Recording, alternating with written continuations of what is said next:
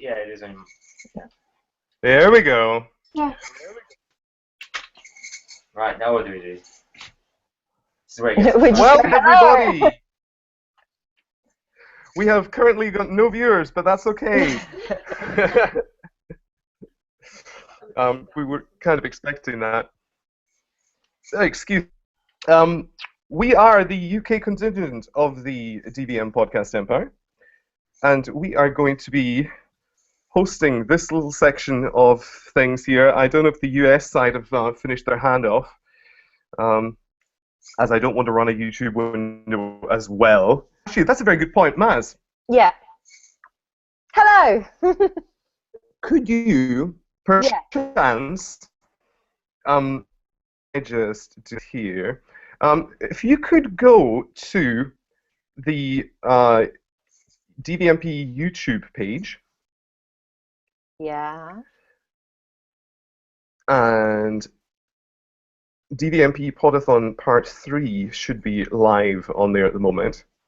And you can like mute the audio, but that way if anybody says anything in the chat, we will actually be able to follow the chat live. Okay. Let me have a look.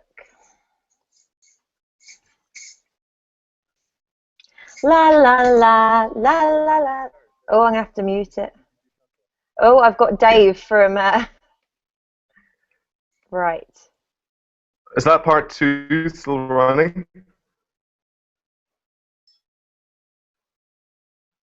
Craig just muted Maz. Oh, hang on a sec. The guys are wanting in. Okay, hang on a sec. I need to pull the crew in here. Okay, so let's go. Dave Maresca. Let's add Dave. Let's also add Unmuted. Ashley. Judah. Do I have Ashley Gars? I do have Ashley Gars. There we go. And let's go David Mellon. Let's invite them and see if they come. That's a low blow, Craig. This is all terribly exciting. Why is Craig muting everybody?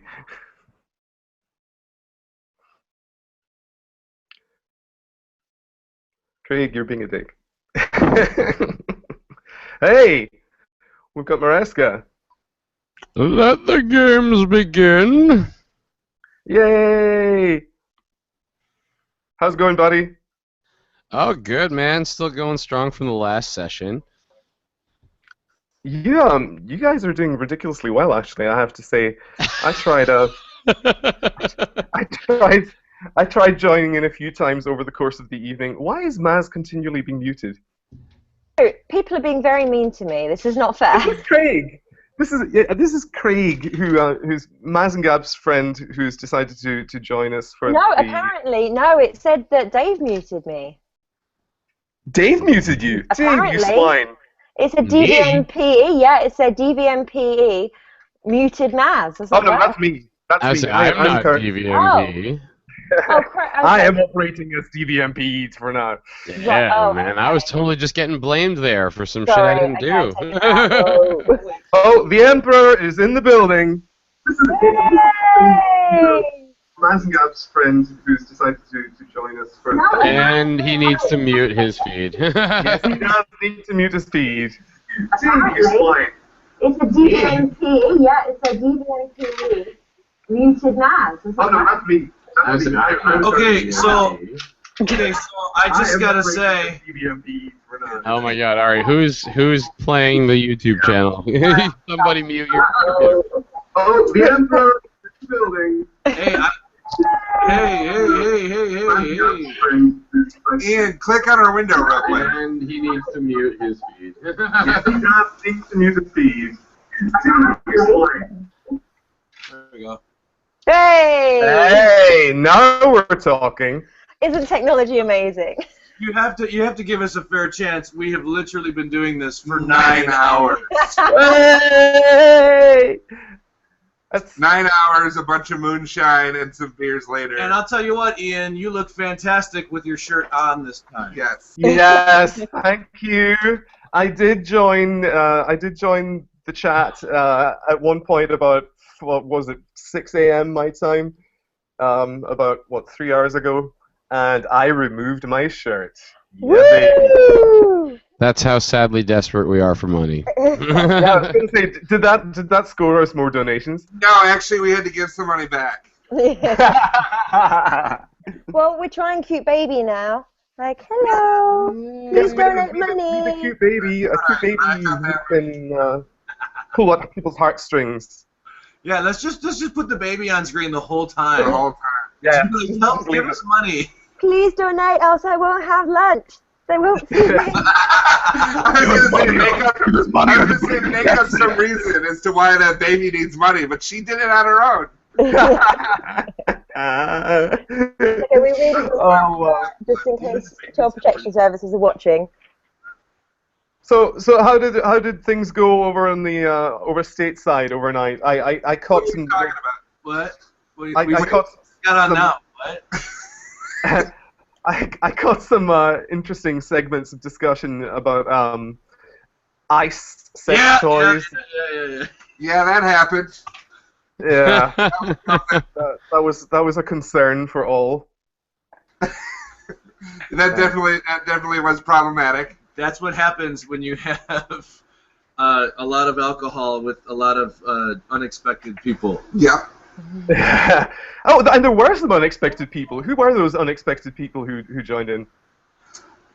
We had so many people from the Empire today walking through my house. We had Jamie and Lindsay Bauer. Mm-hmm. We had Cheryl and Chris. Christopher, yeah. Elliot Scott came in. Someone's drawing on Maz's face. Wow! Wow! It just looks like she's been doing like real heavy amounts of cocaine. So much so it solidified into giant spears coming off of her face. I like that you guys are just as ridiculous as we were after 9 hours. And they're just Okay, getting... you've got a beautiful hat actually. Say R. Arr. Arr, arr. So, yeah, why are pirates better than ninjas?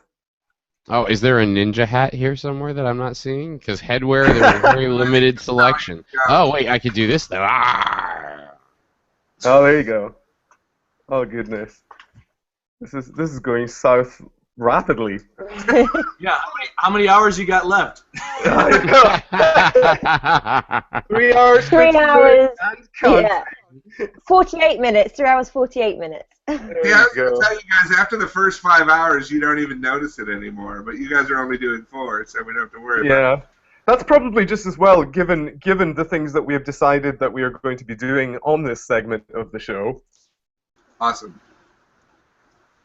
We just to let people know, we we decided. I'm a ghost, bitches. Oh, that's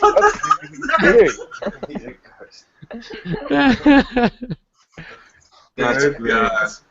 So, inspired by one of my favorite podcasts, I decided it would be a really great idea if we tried to play Dungeons and Dragons.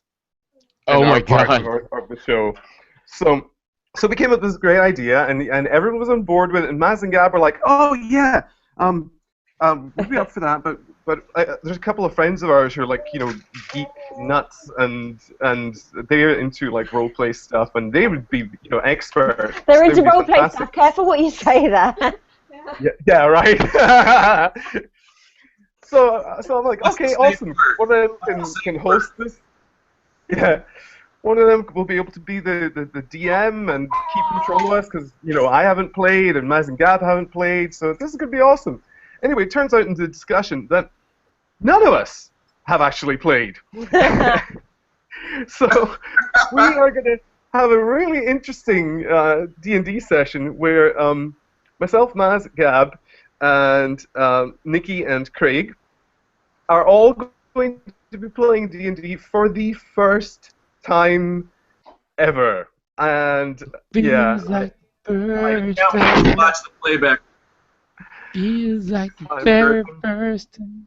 Ian, if you click everyone's photos, you can see everything that these people have been doing to themselves.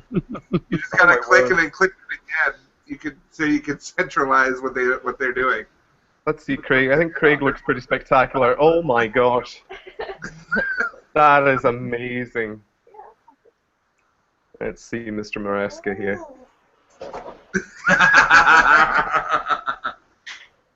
Get a beard on the baby, man. Put a beard This is- on a baby. This is what our British contingent does. This is great. Actually, the name of my alt rock band. It's called Bearded Baby. Bearded baby. Yeah. That's an album title right there. Where did Gab go? Gab's gone to make coffee because evidently 15 minutes in, it's already too much. Oh, Yeah. Well, you know, what I'm fearing is that last night's whiskey is playing havoc with my guts, plus the nerves that I'm experiencing in being part of this, and I'm going to have to like mad dashes to the bathroom. Oh, So- TMI! TMI, baby. Yeah, This is what this is last night all about. Last night when we were chatting, Ian was like, "Oh, I'll be with you in a minute. I've got to do a poo." And we were like, you could just be like, you could actually just be like, "I'm going to be a minute." You don't actually need to describe in detail. And then of course Gab asked how the poo was. I'm all about honesty and being crystal clear about everything. There's no secrets. just a favor, lie to us a little bit. Yeah, You that's gotta lie a just little pure disgust right there. Oh dear. All right, well we're gonna cut out and we're gonna regroup a little bit here because we got another block right after you guys. Okay. But we're gonna be Okay. tweeting and Facebooking, so people make sure they come in and check out what's going on. But the UK is now in control. You guys have a great time. We'll catch you guys in a little bit. All right. Bye, Dave. Bye, Dave. I'll see you later. Bye, Bye, bye, Patrick. Dave. Bye, Patrick. Oh, there we go. We've Marvelous. still got our Mr. Maresca. Oh, I'm You still do, here Maresca. for a few. Woo! Are you Are you gonna hang around for a little while? I'll stick around for like a half hour if that's cool with you guys. Yeah. Hey. I'll be a consultant because I used to play D&D a long time ago. Ah. Oh, my. This could be very interesting. Oh jeez. So we should probably explain why we're doing this. Yeah, we should. I think that's probably. Yeah, I've been shamelessly begging all night, so I have no idea how to even say it anymore. It's all you guys. Please give All us right. money. Thank you. There you go. Yes, That works. The DVMPE. We've been podcasting now for what, 6 years? Is it 6 years. Yeah. Yeah. And we are entirely self-supported and fan-supported. We've many times had to kind of delve into the reaches of our own pockets,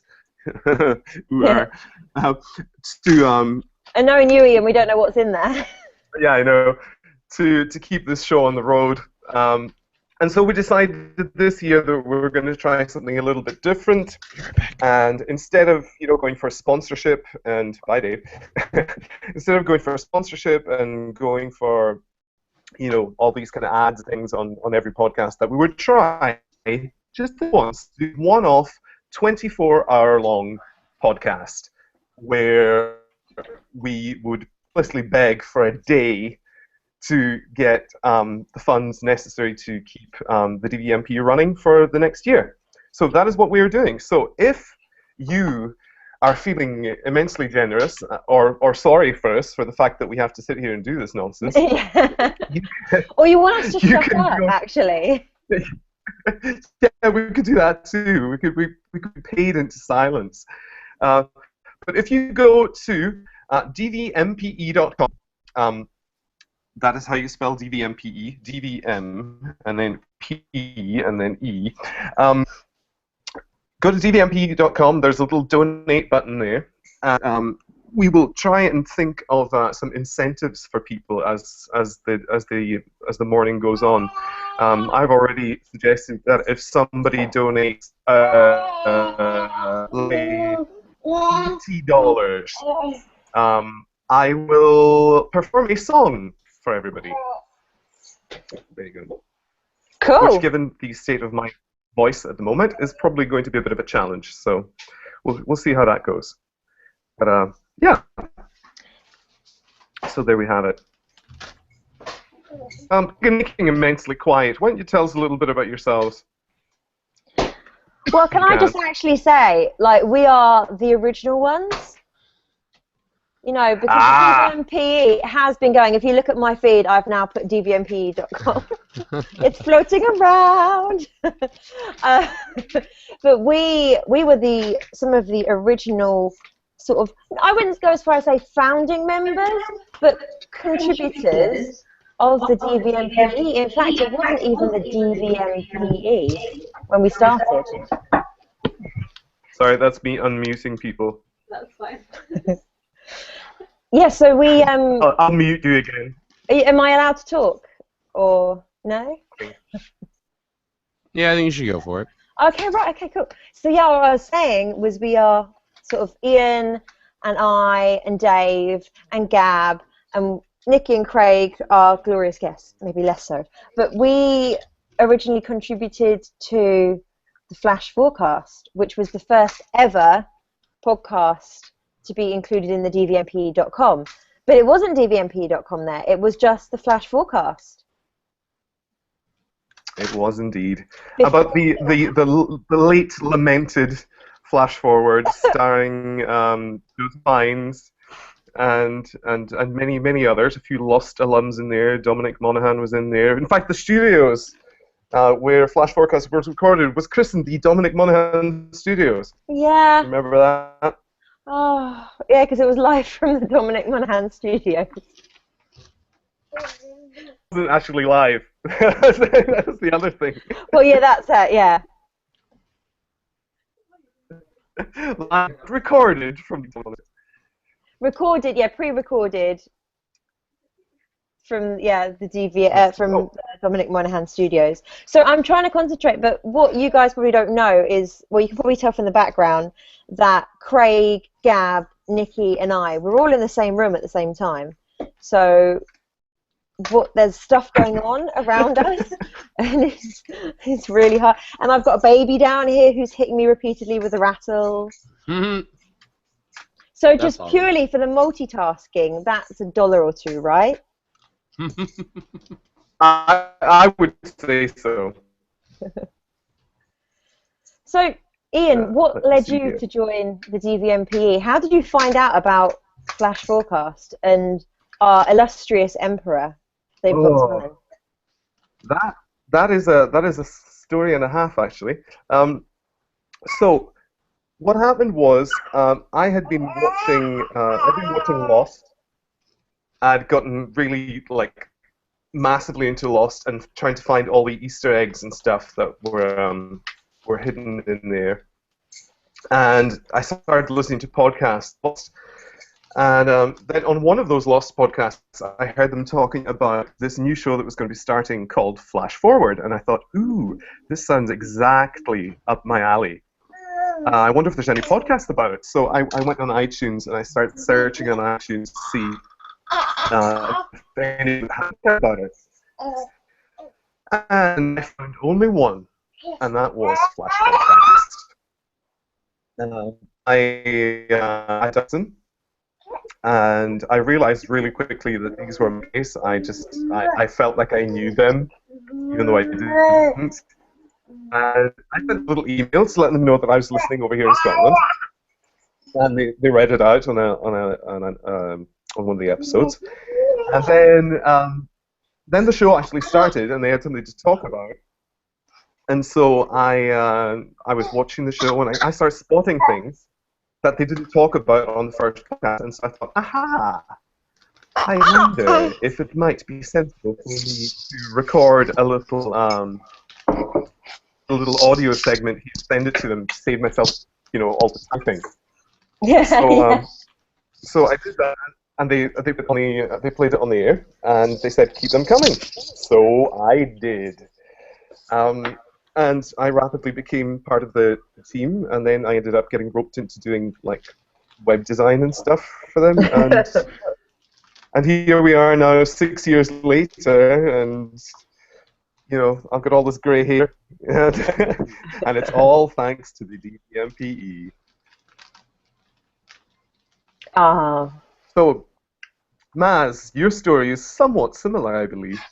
It's basically the same, apart from the web design bit. So yeah, I had a friend ages ago that was like, "Oh, you'd really, really like podcasts," and I was like, "Oh yeah, I would." And I'd heard about this show, Flash Forward, and I thought, I wonder if there's any podcasts that are going on about it. And then that's how I came across the podcast right at the beginning.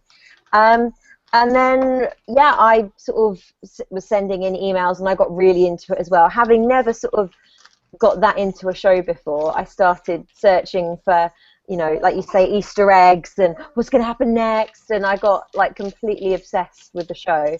And then, yeah, it became easier to just send a little recorded piece over. Gabby, you just sniffed the baby's bottom. Oh, it just looked like you did. Sorry. On the video. I didn't sniff the baby's bottom. Anyway, Isn't that sometimes the only way to check, though? Yeah, it is. No, it is. But I just thought you do realise there's a camera on you, right? Well, listen, Anyway. we're all on TV. So anyway, yeah, and then I kind of sold it as at the moment it's a bit of a boys' club, so how about let a girl hang out with you guys? And they actually said yes. And then that was it. I had Maz's Musings. There was Ian's Isle, Maz's Musings, and then we did the fateful Tell It Like It's Lost podcast. Yes. That was about the final season of... It was. We were just like, let's do a podcast. Which myself and Eric and my dog Jake as the rather unfortunately named person. Good times. And then there was the event podcast. Mm-hmm. Which was very Yeah, that was true. That was the jewel in the crown at the time, wasn't it? 70,000. Because we got a lot of views, and then we interviewed some of the people. Huh? Every week, Mazagab would come up with us new theories and stuff, which had to be added to the theories page on the website. So, that's the main ways of trying all different theories into these lists. Oh my god. And then and they would get like wilder and wilder and wilder every like week until we were But it all stemmed from Gab saying Janice is the mole one day, and he was right, and then I know, that's what I'm saying, and that's why we ended up doing theory pages on. That cemented me as a truth bearer. Yeah. That's what it did. Gab was the truth bearer. That's right. Yes. And then here we are now, and so Gab and I haven't done a podcast in a little while because he knocked me up, and then we had a baby. Wow, tell it like it is. Holy shit. It's like, oh yeah, he knocked her up. I was so sick in my pregnancy, it was not worth trying to podcast. It would have been like, da, da, da, da. So it was like the way she said, it's like, oh, they knocked me up. Like, yeah, we were totally out of nowhere. Well, I didn't even think that could happen. We did not know having sex could lead to a child. And the next thing you know, we're having one. But we should add, she was very much planned. So when it actually happened, it was still a surprise. So, you try, and then you actually go, well, it actually works. Yeah, what happened? Oh, and then you sit down and you go, yay, we're pregnant. And you sit down and go, we're pregnant. We can't podcast anymore. And everyone talks about morning sickness, like, oh, you get sick. And it's not morning, it's all day. It's constant sickness. Constant sickness. It's like you're just chatting like this, and I'm not going to be sick. Are you guys seeing the map on screen there? Oh my god, dude. I Yeah, still if I can't believe click you on- guys are doing this. I may have to bounce as soon as this starts. Just looking at this, I'm just like, all right, which mission are you doing? What's the name of this? Can I just say that if we Oh no, this is. need to switch to Trivial Pursuit, you already have my vote. Ian's doing everything. Yeah, we have that option available to us as well. We may we'll see how things go, but we may end up having to abandon our D&D campaign and go for the other option instead. Well, before you shall guys see. get into the game, I will say that you all were my inspiration to reach out and join the DVMPE as well. Oh, I remember Aw. watching when you guys went for the fan meetup for the Flash Forecast, and I was like, these people came from the UK to go to Chicago to eat cheeseburgers with these guys. I was like, I totally need to jump on this bandwagon. This is totally like my kind of people. And that's like what led me to just start going out to Chicago for all the Comic-Cons and Well, Dave, if getting you ever involved. want to come to the UK, you have a house to stay at near London, so. I Oh, don't- awesome, man! Thank you, because I've always wanted to come to the UK. oh, Actually, come! that's like I mean, one I of the. don't know if you like it, but we're really close to Harry Potter film studios as well. I'll take it. It's like it's on my bucket list to make it Oh, there. there I you have go. to Yeah, come then check it come. out. We have a spare room. Come and stay. Awesome, that'd be awesome. Thank you guys. And definitely. you're more than welcome to join us over in the Isle of Lewis as well, so you can extend your trip a little further. Then that would be We'll have to A1. make sure that I fly home or there by way of Isle of Lewis. I think we'll have to just add it as a leg. Yes, You know. that would be. But That do you would know be a what would good be plan. great is that even though we've flown to Chicago, which we did debate, we were like, is that stalkerish? We've never met these guys before. Like, is it going too far to like turn up and be like, hi, we listen from England. And we love your podcast. We love your podcast. But we did it and it was fun. So we've met obviously the guys in Chicago, but even though technically we're part of the UK, we haven't actually face to face met Mr. McKinnon. Oh wow! No, you have not. No. Which is amazing considering how well. Okay, it's amazing in one sense, but it's not that amazing because although we are at like not only opposite ends of the UK, but we are actually separated by water. Yes. In that Maz and Gab live outside. What are you guys? Are you the ring wraiths? Is water like freaking you out? Like, oh, we got water. Forget it. We can't go. We can't go. Chicago somehow we could handle. This is not gonna fly. Yeah, no, I'm basically like a gremlin. If you met, so I just like blister and other little Ians pop out. We were like, last year we were in Scotland and for a wedding in Edinburgh, and I was like, Scotland, that's like where Ian lives. And I was like, Ian, let's just meet up. And then I still worked that from where we were in Scotland to Ian was still like 6 hours away, and then including like water. And I was like, oh, we only have a day free. There is like no chance that we can drive to Ian, meet him, and then drive home to get back to where we were before going another 7 hours to get back home. We were like, yeah, it's not going to happen. Yeah. You guys will have a half-hour it is. lunch. It is ridiculous. So we see no other option, but we're going to have to like meet in the middle somewhere. In fact, although I am in Scotland, I'm actually closer. This is for real. I'm closer to Norway than I am to Maz and Gab. Yeah. Now, is this going by round Earth theory or flat Earth theory? That is as the raven flies, my friend. As the raven... That's funny. Excuse me, I'm futzing around here in the kitchen.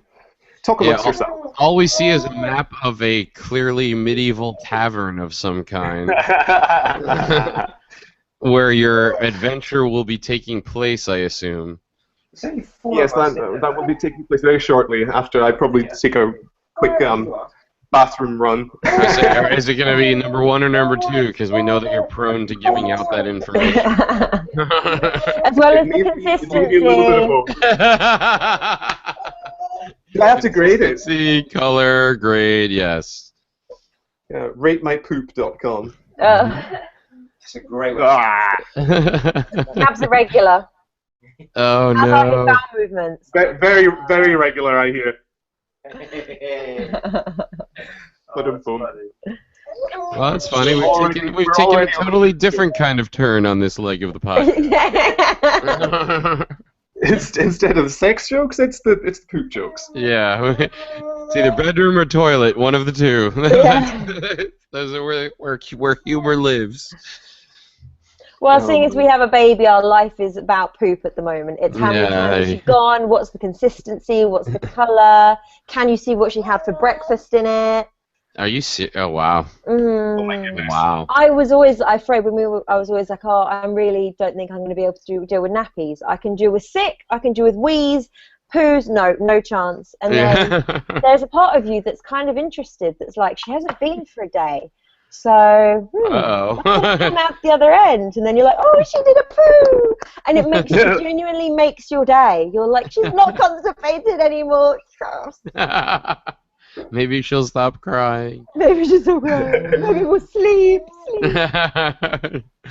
Yeah, I hear that's like years before that happens. Dave constantly says, like, yeah, if you ever have kids, man, you'll never sleep past 6 a.m. again. And I'm like, so I won't have kids is what we're saying? Is that what we're landing on that? Is that what's up? How come everybody's muted? I feel like we only have like 2 people talking on this whole call. Well, I'm waiting for the action to begin. Gab's waiting. Yeah, Gab's. Oh, I see. Right, I better take my quick bathroom break then. So I will rejoin you in a few moments. It's fine. I mean, like the thing is, we're all sharing a microphone as well. Otherwise, it's. Oh, gotcha. Well, how about we introduce Craig and Nikki, who are joining us? These are our guests today. So, whilst not podcasters, they are still incredibly cool. So, let's go to Nikki. Why don't you tell us about yourself, Nikki? Do I need to unmute or? No, we can hear you. You can hear me. Okay. I'm an accountant, but I like gaming, and She's a gamer girl. I'm a gamer girl. I've grown up with a brother who would always get me gaming, and yeah, rest is history. Really, I've just grown up. I've played Halo and what else have I been playing? I'm on Minecraft a lot at the moment. I apologise for anyone that doesn't like Minecraft. Who doesn't like Minecraft?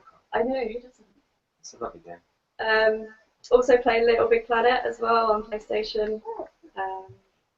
And you love your TV though. You love your Game of Thrones. Yeah, Game of Thrones. Nice. 13.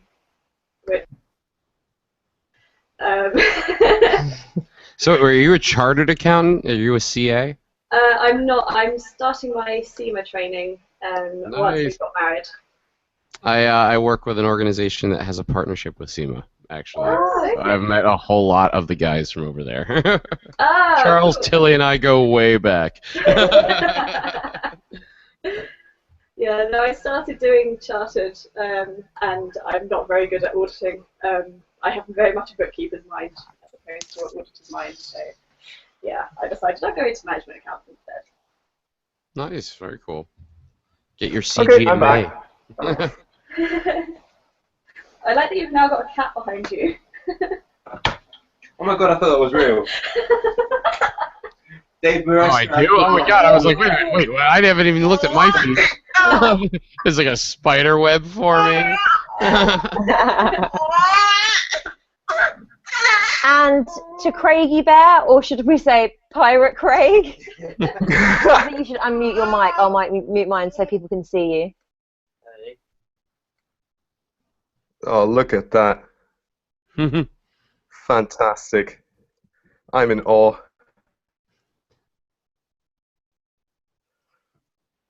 Right. Yeah, he's just like, just take it all in, guys. Just sit in silence and take it all in. Oh, there we go. Right. I'm trying to get it up here. So, Craig, how do you know us? From Nikki. How do you know Nikki? From Facebook. He stalked her. I stalked her. I said I'm not that long. That's romantic. That is. Yeah. Oh, no, way there.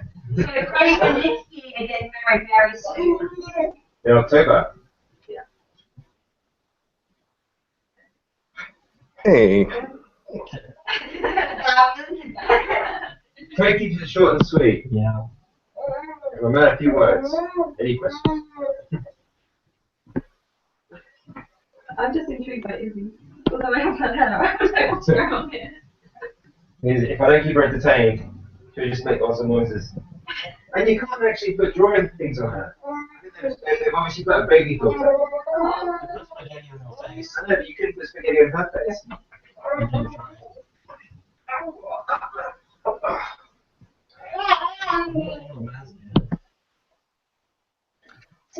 There we go. Map is updating. Yes. Now you're talking.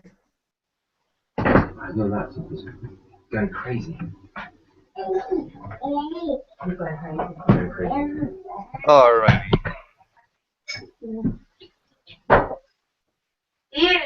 So let's just see.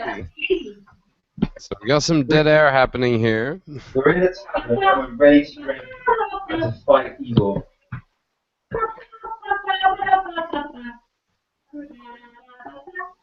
What's happening here?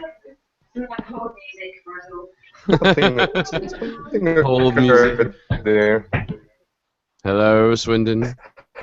That's the, we'll need some music here. Okay. Right. Are we gonna? Oh no. I have no idea what's happening right now. None whatsoever. Yeah, I'm there, but so you guys apparently have. Oh, Ian, you're sounding really distorted. Yeah, I think he's.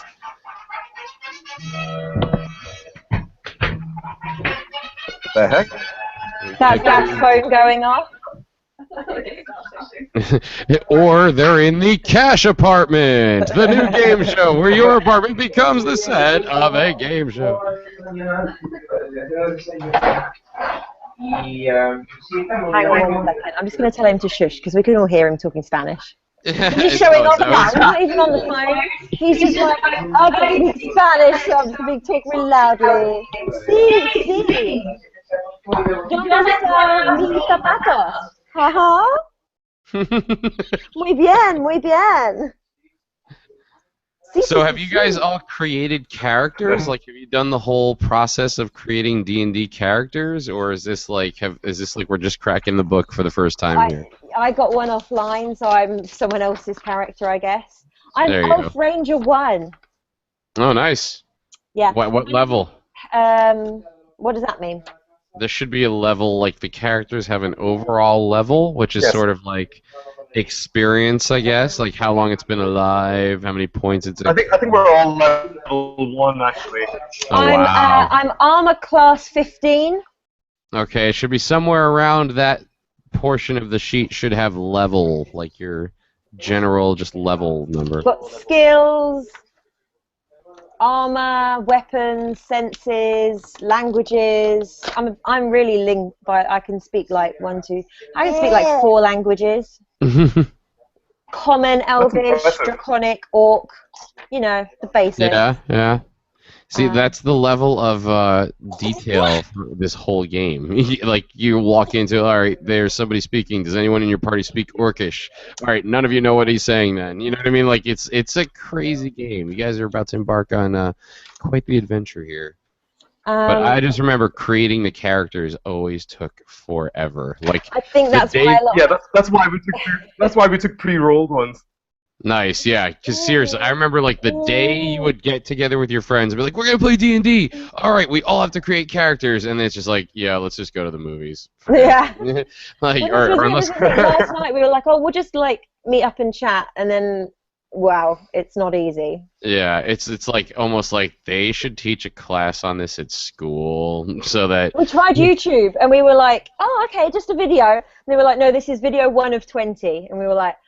It was like 10 minutes long. Yeah, each one, and we were like, do you know, we don't have time for this because we're going to be still watching it by the time we actually need to do this live. Yeah, and then you won't have done any of the work to create the characters. Yeah, because you will have just learnt about how to create the character. You won't have actually created the character. I remember the one to my friend, he's like, yeah, but it's a new system, man. It's 10-point based system. It makes everything easier. I'm like, dude, we've been doing this. We've been doing this for 5 hours, and we haven't played anything yet. Like, I could have watched 2 Lord of the Rings movies by now and felt the same effect of playing Dungeons and Dragons. I'm just letting you know. So, good on you guys for doing the pre-rolled. Yeah, well. Yeah, I think we'll it was the sensible option. And did you get, like, how are the dice? Well, you know what? Why don't I let you explain it? Why don't I do that, Ian? I'm sorry. Yeah! So, the idea is, we're going to be using what you're seeing in the window here, which is an online kind of gaming service called Roll20. And basically, it allows you also to do a normal kind of D&D game. So, for example, if I just hit this little button here and bring up my dice roller, and I can go right through and roll a D. It's obviously this. And you can see I rolled 60.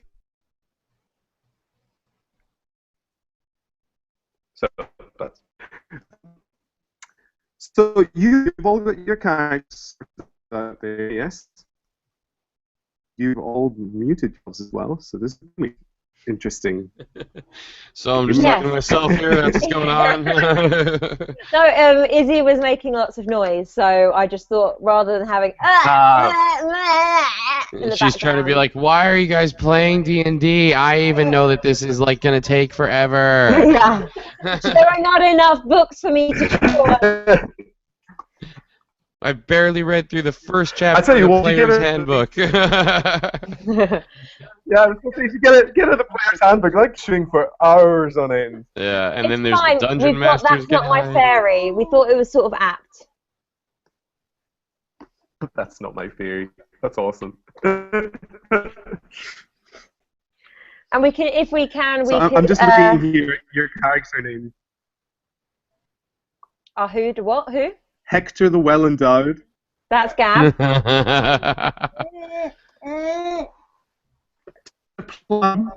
Heptaplerum. Yes. Yes, that's me. Plerum. I'm terribly sorry. Yeah, it's Heptaplerum. It's actually a type of plant that lives in my parents' bedroom. But I thought it sounded exotic. Oh. It's a real word. And we have Theresia Zaramojinx. What the? Mojinx. Okay. And whose character is that? That is that's right. Character, yes. I'm wondering if it might have been Nikki's character. Yeah, I just understand Nikki. So, does Nikki's character have a name other than Nikki? I haven't thought of one, no. It's just Nikki. Let's go with Nikki. Why not?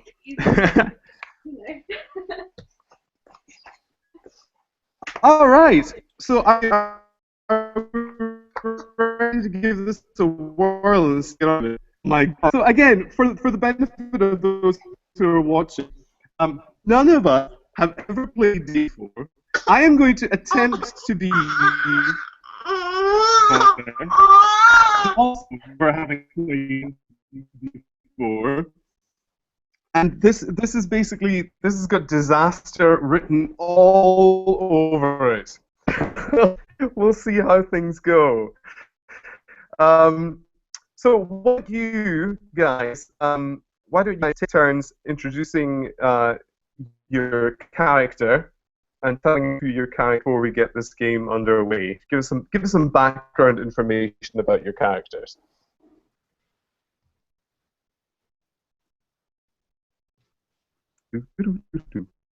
Oh, Maz needs to unmute. I'm unmuted. Hello. Right. I'm Elf Ranger 1. Once I choose my prey, I never lose the trail or miss my mark. The hunt is all. Wow. Yeah. The last remaining member of my tribe, I am the epitome of the rugged individualist. I know better than to ascribe qualities such as mercy or bounty to the forests of my youth. There are 1,000 ways to die in the wilderness, and I've survived through muscle, wits, and will. Wow. Yeah, I grew up in the wilds, far from civilization and the comforts of town and technology. The wilds are in my blood, even in places where I don't know the specific features of the terrain. I know the way of the wild. Lovely stuff. Thank you very much indeed. Thanks. Yeah. So, heptaplayer. What about Hector? A little background info on Hector, please. Hector. Hector, no thanks are necessary. I am but a humble servant of the gods, or perhaps just wandering. I follow path of righteousness. I move in the higher circles. I vigorously proclaim the virtues of an honourable life, but sometimes my audience doesn't seem to share my enthusiasm.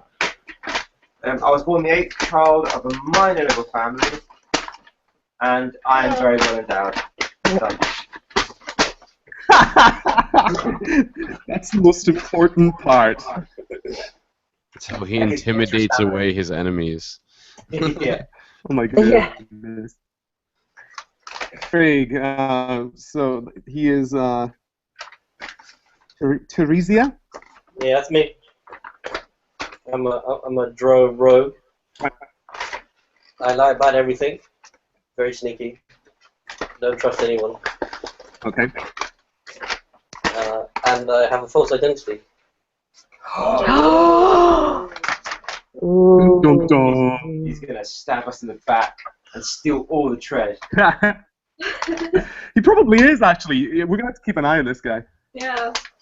We need him, but we also can't trust him. Oh, story of my life. It's like I All right, guys. So, now that we have established who you all are, and a little... Did Nikki give her we need to hear who Nikki no, is. Nikki, sorry, Nikki. That's alright. I'm a human cleric. My youth was spent on the high seas. What really is going on? I have a very bad reputation. People fear me. I'm also I've heard that about you. Organisation. So yeah. But however, I do have a flaw. If someone questions my courage, I never back down. There we go. Cool. You've all secretly given Ian the keys to destroy you. Yeah. Yeah, that's right. Already I know how I'm going to wipe you all out. So you are all, you are living in, I had to concoct this nonsense yesterday. You're all living in the land of Eldas. Yeah. Which is a beautiful forested, and you are currently holding the little bar there, your tavern, which is called the Deviated Septum. Nice. Thank you. And so you're all sitting around. You're just, you know, you're knocking back a few drinks. You're, you know, just chilling. And you notice a guy walks in, and he goes he speaks to the barman, and is clearly asking permission to do something. The barman sort of nods agreement and points over to a part of the wall.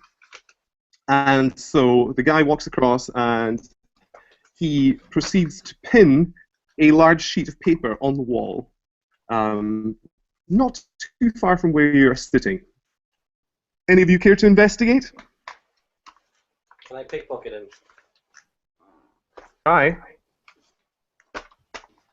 Craig wants to know if he can pickpocket him.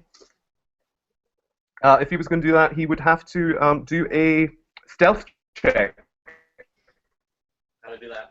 How does he do that? So you do that by right. What is your let's see, which modifier would this be? He's got sleight He of might have a hand. stealth rating.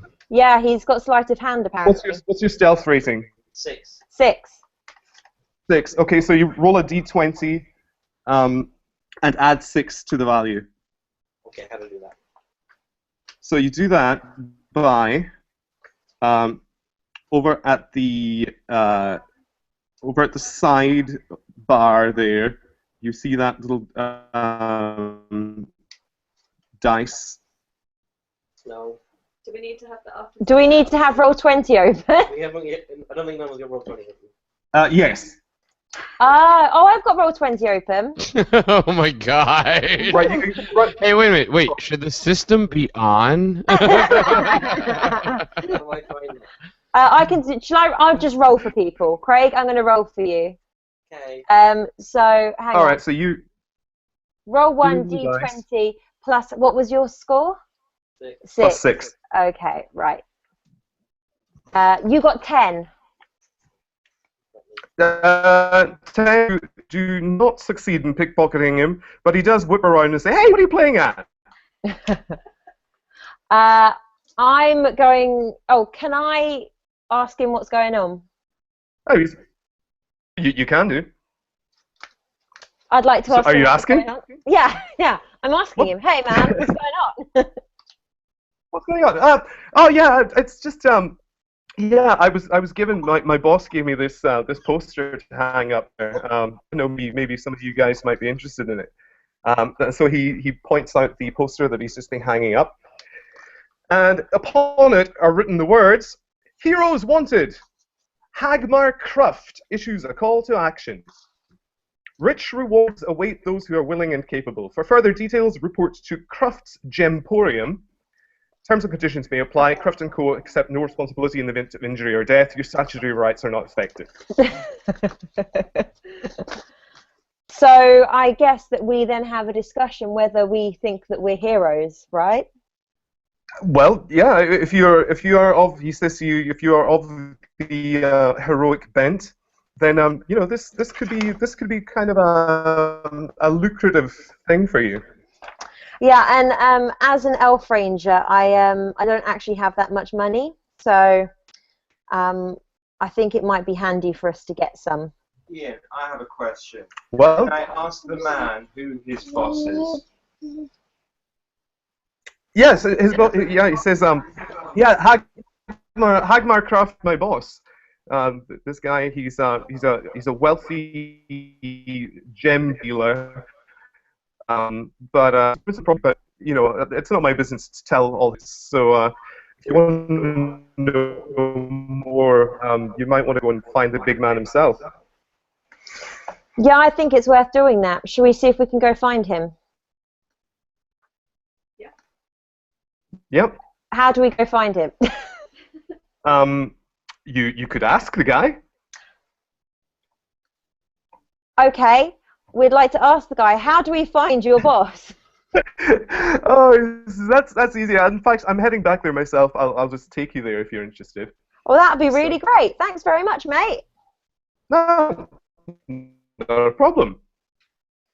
So it seems like you guys get the hang of this. I'm gonna actually probably bounce. I think I just wanted to make sure y'all didn't hurt yourselves getting the D&D. But I was just like, I literally closed my eyes and I was like, oh shit, open them up, dude, right now. Open them up. But it was awesome being here for your kickoff, and I'll come catch up with you guys later. Excellent. Oh, lovely to see you. Take Well care. done, Enjoy see you. adventuring. Don't get killed. Bye, Dave. Earn a bunch of gold. And keep asking for the gold for the DVMPE along the way. Yes. Yes. Go to dvmpe.com and donate and keep us going. Yeah, otherwise they might not, wake me up. I might just fall asleep and never wake up again, guys. It might be bad. How bad the DVMPE is getting these days. All right, guys, take care. Bye. All right. And then there was just has us. left the building. Oh, There was just us. now there's even less. And now Right. Gab just walked off. He's just like, I do this. It's too stressful for me. he's had enough. Ah. He's like, screw this. So, the guy, he takes your, let me just over here. He moves you down the street and escorts you to a large building. Oh. And it's changed. The screen's changed. Can we see ourselves? Yeah, baby. Woo! So we're in a large building. Excellent. Right. So you've walked in there, and the guy says to you, "Okay, this is where I have to take my leave, but I'll let you in to meet up with Hagmar." So he opens the door and ushers you into the room. And there you see Hagmar Croft himself. Hagmar Croft is a very portly gem dealer. He's one of these kind of sausage fingers, big rings, you know. Yeah. So what do you want to do? We'll steal from him. Craig. You can't do that. He's gonna be your boss if you take this job. And plus, one of us slaps Craig. A very short adventure. I slap Craig. Yeah, Nikki wants to slap Craig. Excellent. I think that's a great plan. Does she need to roll for that, or do we get a freebie? Oh no, you can get that as the free action. Oh, that was a free action. It's a free action. Okay, so I slap Craig. No, I dodged it. You both dodged it. Okay, so are you going to go over and speak to Hagmar? Yes, I go over and speak to Hagmar and ask him for information regarding the quest. What does he tell me, Dungeon Master? So Hagmar says, excellent. I didn't expect to get such a quick response. I just sent that guy out 2 minutes ago. Well, I've had disturbing reports from some of my men that they've been attacked and robbed by some wild beast out in the wilderness. First of all, I just thought that was a lousy excuse to cover up the fact that they were, stealing gems from me and just pocketing them themselves. I had a fair few of them flogged, but they stuck to the story. And then last week, one of our wagons was attacked again, and this time only one guy managed to make it back, carrying tiny pieces of his colleagues. And not only that, whatever this beast is, it actually took the chest of gemstones from the wagon and scarpered with it to its lair out in the woods to the west of the town. Oh dear. Now, as you can see, I'm not exactly built for I'm not built for heroing. But you brave mugs, adventurers, if you were to succeed in bringing my gems back, then I would see that you would be handsomely rewarded. Ooh. How can we trust you? I tell you what, I will put a down payment. I will give you one of my slightly more inferior rubies, just as a token that I that my word is good. I will take 1 inferior ruby and 1 inferior emerald, and it's a deal. Sorry, who made you leader? No one else. He You thinks weren't about it for a talking. couple of minutes. And then he says, "Yeah, all right, screw it. Because if I don't accept it, this is going to be a very short adventure." So he says, "We have a deal." We have a deal. We have a deal. Craig, yeah. do we have a deal? Any further Theresia, Zara, heading back. Monjix. You call me Tear. Tear, do we have a deal? Okay. There we go. Are we with Hagmar? Yeah, we're done with Hagmar. Let's head out. Let's go!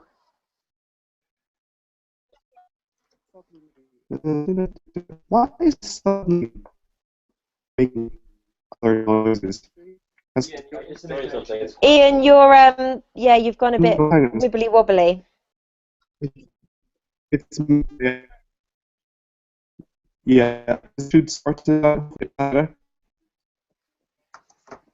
We don't speak. You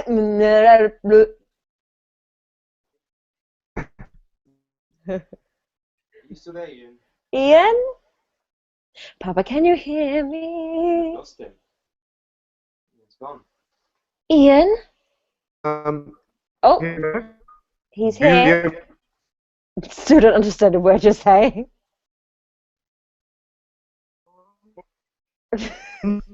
I think Ian's been overcome by the emotion of Dungeons and Dragons. Yeah. Obviously, Craig kept on, Craig's apparently. kept on stealing from people. I got upset. I'm a rogue, is what I do. Oh, that sounded like a normal I think Ian might be trying to fix his connection or restart it or something. Did it. Oh dear. In the meantime, thank you for watching the UK leg of the DVMPE Podathon. If you would like to make a donation to help us keep podcasting, because believe it or not, it is not cheap to manage all the hosting for the sheer volume of shows that we do, and to maintain the thousands and thousands of downloads that happen every week. It doesn't matter if it's 50 cents, £1, or £500 or $1,000, every little bit helps. If you could head over to dvmpe.com, that's dvmpe.com, we'd really appreciate your support. That's if anyone's watching. So, Yay. yay! Are you back up? Yay, I think Ian's back. People, if you are watching, then why don't you head over to Twitter? Because we'd love to hear from you. Ian, what Twitter are we following today? It's the Where we at? I also have this information on hand. Oh, God bless you. Ian sounds like he's being really badly auto-tuned. I mean,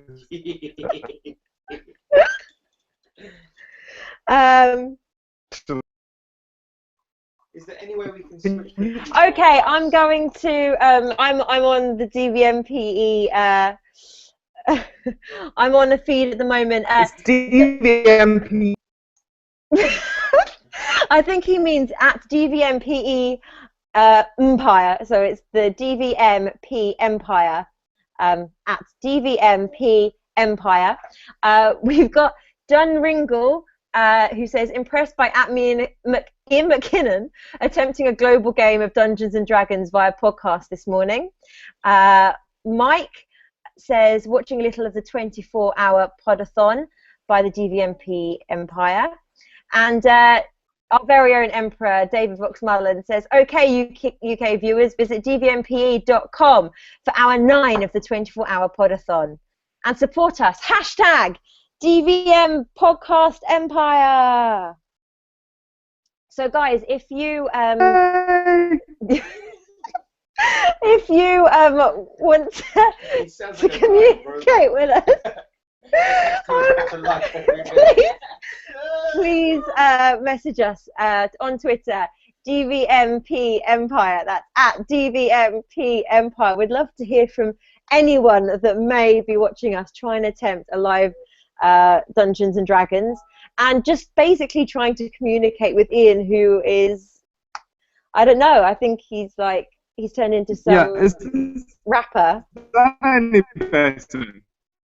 I still don't know what you're saying.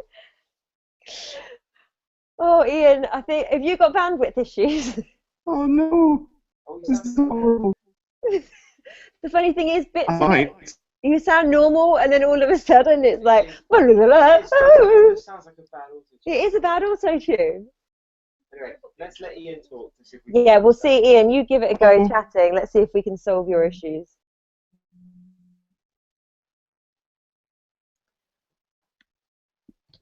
Well, there you go. I gave you a chance. Oh, there we go. Is that functioning? You're sounding semi-okay, I guess.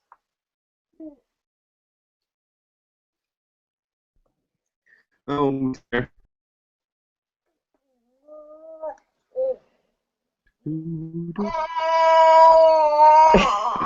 Wait, this will be improved. Well,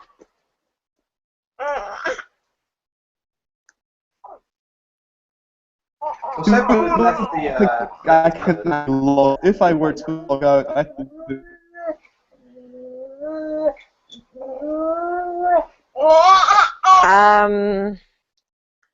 We heard log out, Ian, I'm afraid. The problem with this is, viewers, Ian is our dungeon master, so the kind of point, from what I understand, of Dungeons and Dragons is we can't really do much without him.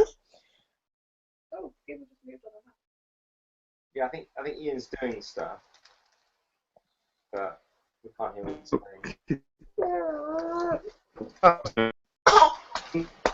And we've got. Oh, yeah. he's trying to come back. Hello? We can see you, Ian. Hello. You're beautiful. Hello? Oh, let's try this. Is that working? A bit better. Yeah, you sound a bit better. Okay. That's Oh, you're. Try that. There's two of you. It's because you've got Roll20 open at the same time as Google Hangouts. That's why. There we go. That's fine. And mute that. Okay.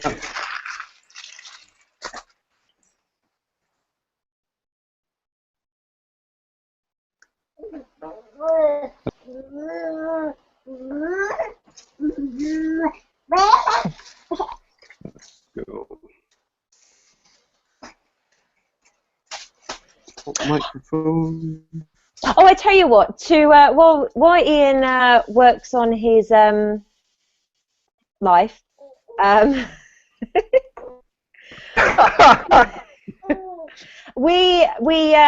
it's I'm not good with dead air. We came up with an idea. I say we again, Ian, to bring up your TV shows, people, of our top children's TV shows. If we were going to come up with a brand new TV channel that played retro kids TV shows, doesn't matter how old they are, what would be on that list? Now it's a draft, so we each get to pick one. But if one has already been picked, we then cannot have that one again. So it's like we've made a list of like our top 10, but essentially it's our top 5. So Gab, what is your number 1 for our TV show draft? Like, of all the kids TV shows you watched when you were little, what was your favourite? So it has nothing to do with getting the viewers up or anything like that. It's just to do with my favourite. Yeah, your favourite. If it was your channel, if you were like, okay, Thundercats. I knew Thundercats was going to be his number 1. It was by far the best ever of the late 1980s, early 1990s. I think you're completely wrong, Nikki, and get out of my house. I'm only joking. Why do you disagree, Nick? Well, what's your favourite? I watched when I grew up. Well, what was your favourite kids' TV show when you grew up? Did you put that just to please Emma? No, I didn't. That wasn't actually number 1. This was just.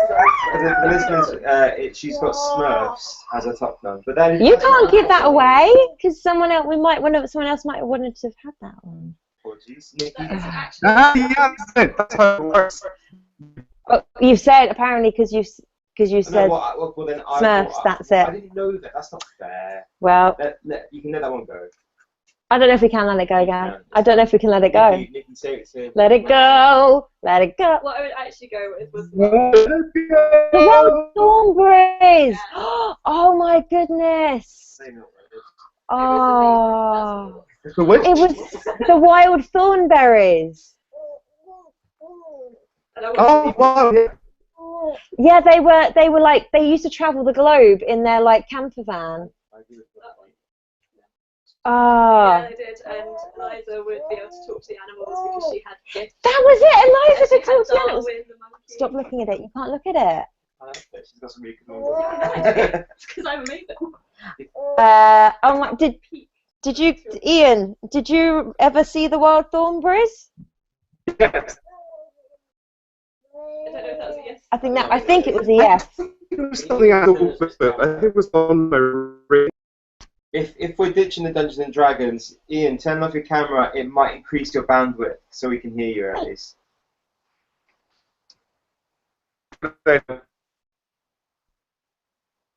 It's not our connection, is it? How's that? It shouldn't be. Don't think so. We've got really good upload on ours. In fact, we should probably be hosting it, considering. Have you seen I renamed your character? I'm not on Roll20 anymore. I can't see. Okay, so my choice would be Sesame Street. That's it. I grew up listening to Sesame Street. It was on Channel 4, I think, at lunch times, and it's the reason why I think the last letter of the alphabet is Z and not Z, because I learnt my ABCs from Sesame Street. So you call it a zebra? No, it's a zebra, but it rhymes. So it's A, B, C, D, E, F, G, H, I, J, K, L, M, N, O, P, Q, R, S, T, U, V, W, X, Y, and Z. No, it's Y and Z. Now I know my ABCs. Won't you come and sing with me? Hello, it rhymes. Z ruins the whole thing. It's Z. Z. Okay. Z. Word. Today's podcast letter is Z. Brought to you by the letter Z. Z. Okay. Yes, you sound good. Yay! So we have Thundercats, the Wild Thornberrys, Sesame Street. Craig. Craig, go for it. Cartoon. Children's TV show. Robot Wars. Yeah. Ooh. You know that America have recently redone it now. Apparently it's coming back to the UK as well. It's really good in America at the moment. You can watch just the 10-minute segment on YouTube of just the battles because they fill it with 30 minutes of people talking to each other, which is boring. You want to just see the wanna see robots robots. smashing each other. Isn't that interesting? No, it's boring. After a while, you see all the geeks with the, oh yes, my controller stopped working. And all you want to see is a robot killing another robot. Like Didn't you flames. find that, like, with the robots, that you like you felt bad for some of them because you'd have this one that would come on and it had like proper, like it had a choppy thing, it had a spinning axe grindy thing, it was a proper wedge shape, properly reinforced, the wheels weren't on show, and then you'd have this quite pretty one that was clearly made like out of, I don't know, tin cans, and it had maybe like a spiky wedge on the front of it, but its wheels were on show, and the other one just goes up to it, it goes chop, and that's it, and it dies, and you're like, someone spent probably months putting that together. Don't hate the player, hate the game. Yeah. I mean, True, if you don't come prepared. if you design a bad robot, don't do the time if you can't do the crime. Yeah. Don't do the crime if you can't do Yeah. Don't do the crime if you can't. Yeah. Yeah. You don't do the time first. So don't do the time if you can't do the crime. Also fits because you don't want to spend time making a robot that doesn't. Okay. Boom. Boom. All right. Craig, that's a good choice. That's a good, yeah. I like that. Ian, what is your child's TV So,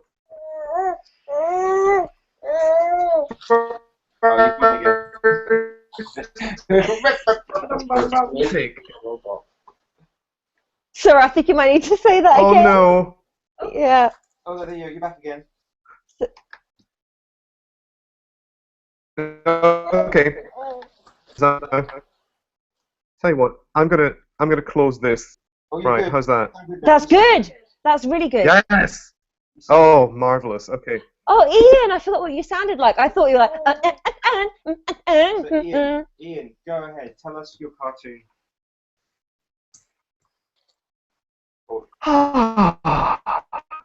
Okay, I'm back. We may have to do that again later on, depending on how we get time-wise. But, you know. Anyways, my first choice is a man from 1993 through to 1987, and it was pitched as a vehicle to bring about world peace and international understanding.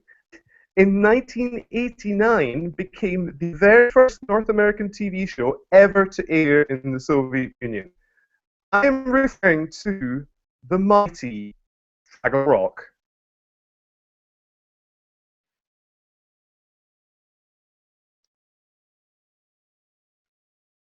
Hello?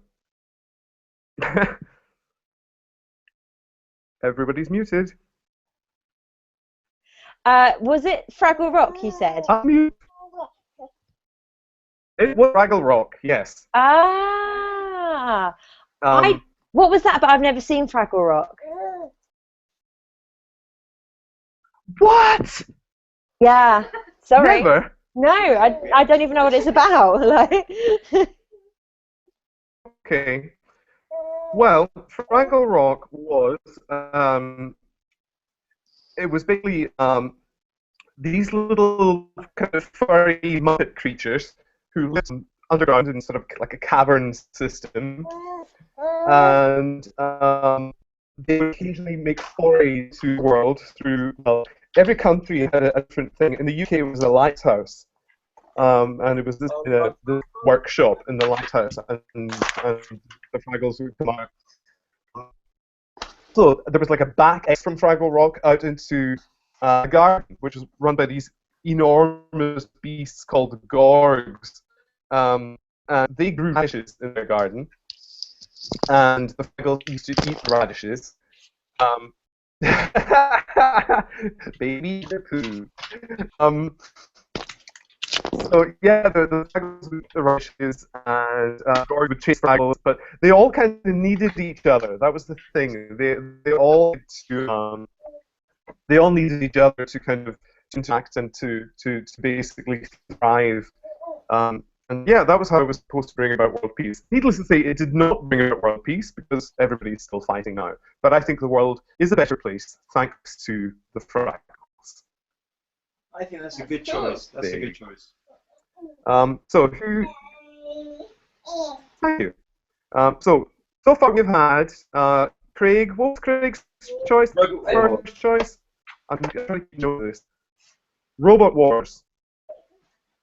Nikki. Mine was the Wild Thornberries. Nikki's first choice was Wild Thornberries. You've got to keep notes.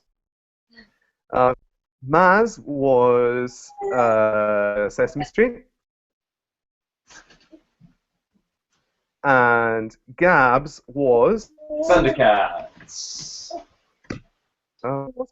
Thundercats, of course, or Thundercast.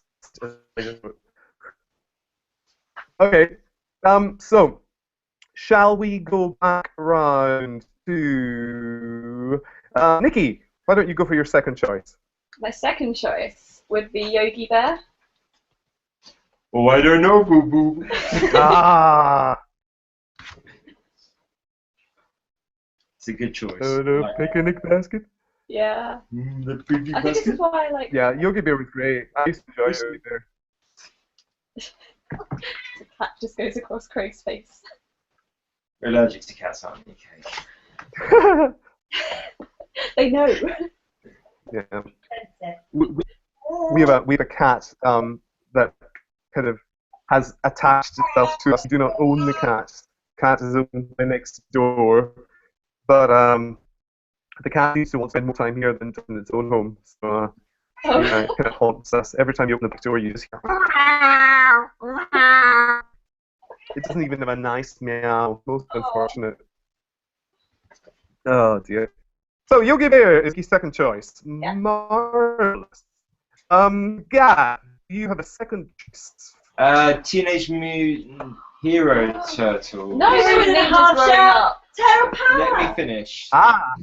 In the UK, they were known as Hero Turtles. In America, they were known as Ninja Turtles because ninja it was a violent word. So heroes in a half shell, turtle power. They were ninja when I grew up, and recently they changed it to Hero. I'm not denying that, Nikki, but if So- my and I was in childhood the TV UK. show They were heroes, and so my choice is Teenage Mutant Ninja Hero Turtles. They're lamer. Pardon? They're lamer. They're exactly the same. Okay, Gab, who was your favorite? It was Donatello. Ah, good choice. I love Donatello.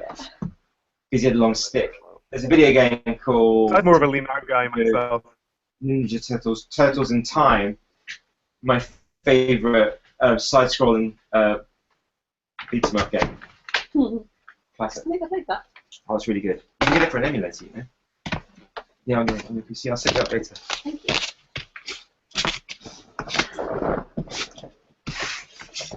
There we go. Baby's back. Baby's back. Yay! What did I miss? Just time for your next. You missed Gab using Teenage Hero Turtles, and you missed Nikki picking Yogi Bear. Ah, yeah, I definitely Hero Turtles was my time. Gab actually fun fact, Gab wanted, if we'd had a son, to call it Leonardo. And I was like, it's because of the Hero Turtles, isn't it? And he was like, no. And I'm like, if we had more children, we'd have like Donatello, Michelangelo, Splinter, Shredder, Bebop and Rocksteady. I quite like the name April for a girl though, so I was like, well, not the worst name. Okay, Yogi Bear, that's classic. And they used to do lots of spin-offs, didn't they? Yeah. So I had Yogi Bear and the Arabian Nights. Do you know what I bought recently? What? Yogi Bear's First Christmas. Oh, is that good? I loved it when I was growing up, so I found it as a DVD. Yeah, I thought it's that when I finally have children, I will be able to share my childhood. Oh. I think Was it on DVD? It is, yeah. Oh, mine's VHS and mine are long gone.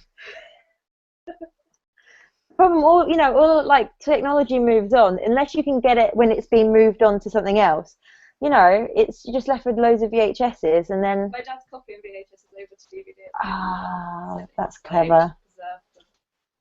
preserve them. Can you do something for me? So we've not had any clashes yet. I wonder if this might. No, Right, I wonder if this might cause. Thomas the Tank Engine. No, you're good. You're good. It's original. I've seen the new ones and they're quite good, but I liked it when it was, like the models. Haven't they changed the tune of it? Yeah, there is. It's Thomas and his friends. It's not. It's do do do do do do do. Wait, hey, I've got a little bit of info about that one. Yeah. Here's a little nugget of information. That theme tune that you've just sung, Yeah. I am a teacher by day, and I teach a child in my class whose grandfather was the composer who made that tune. Oh wow, that's cool. Cool. I like that. So it's a classic piece of information. Music. And information. It's like I've been up all night. It's really weird. I've legitimately been up all night. I had to stay up to make sure that when the American contingent started their section, to make sure that everything was okay. So I was from midnight. I was listening in, and then about an hour into it, Dave stopped the broadcast at his end to log in, a second time, and I couldn't get it back. And then I had to rebuild. I had to rebuild the page on the website, which has all our YouTube links and everything on it, at 2:30 a.m. Oh. So then I stayed up for another hour or so, just kind of making sure that everything was okay before I went and grabbed a couple of hours sleep, and I was up again at 5. Oh gosh. Man. So I'm really suffering today. God. No. So Maz, you've had your second pick. Yeah, Craig. Me? Yeah. Time Commanders. Oh, never heard of that. Time Commander. Oh. That's a new one on me. Yeah, me too. Well, Richard Hammond was the presenter of one of the series of it. Richard Hammond is in the hamster. Is in hamster. Stop here. An hamster. basically it was. Was he a I've hamster? seen it. Yeah, they have to Oh, start a war it was actually a against each other, hamster. and you almost have to have military strategic thoughts, really, when it comes to starting the battles. Yeah, it was using Total War game. I did see a they clip of brought that. 2 generals in, and they had to try and do the battle against each other. For example, I remember seeing an episode where there was yeah, a team that led all his army to a hill, but he said, wait, which then increased their stamina because you have to rest them after walking, and then that meant that they had more stamina and they attacked as a flank, and then they just completely decimated their opponents. And that's because he had strategic, moments. And it was really good. I second that as a choice. Awesome. Good choice. Video games, of course. Video game TV. All right, it's my turn now, isn't it? Yeah. Okay. Well, as a kid, or even as an adult, I'm going to turn my camera back on here. See if this works. Hopefully you can still hear me. As a kid or even an adult, what could possibly be better? Right? Is the audio cutting out? Yeah. Okay, I'll go without the camera then. Better.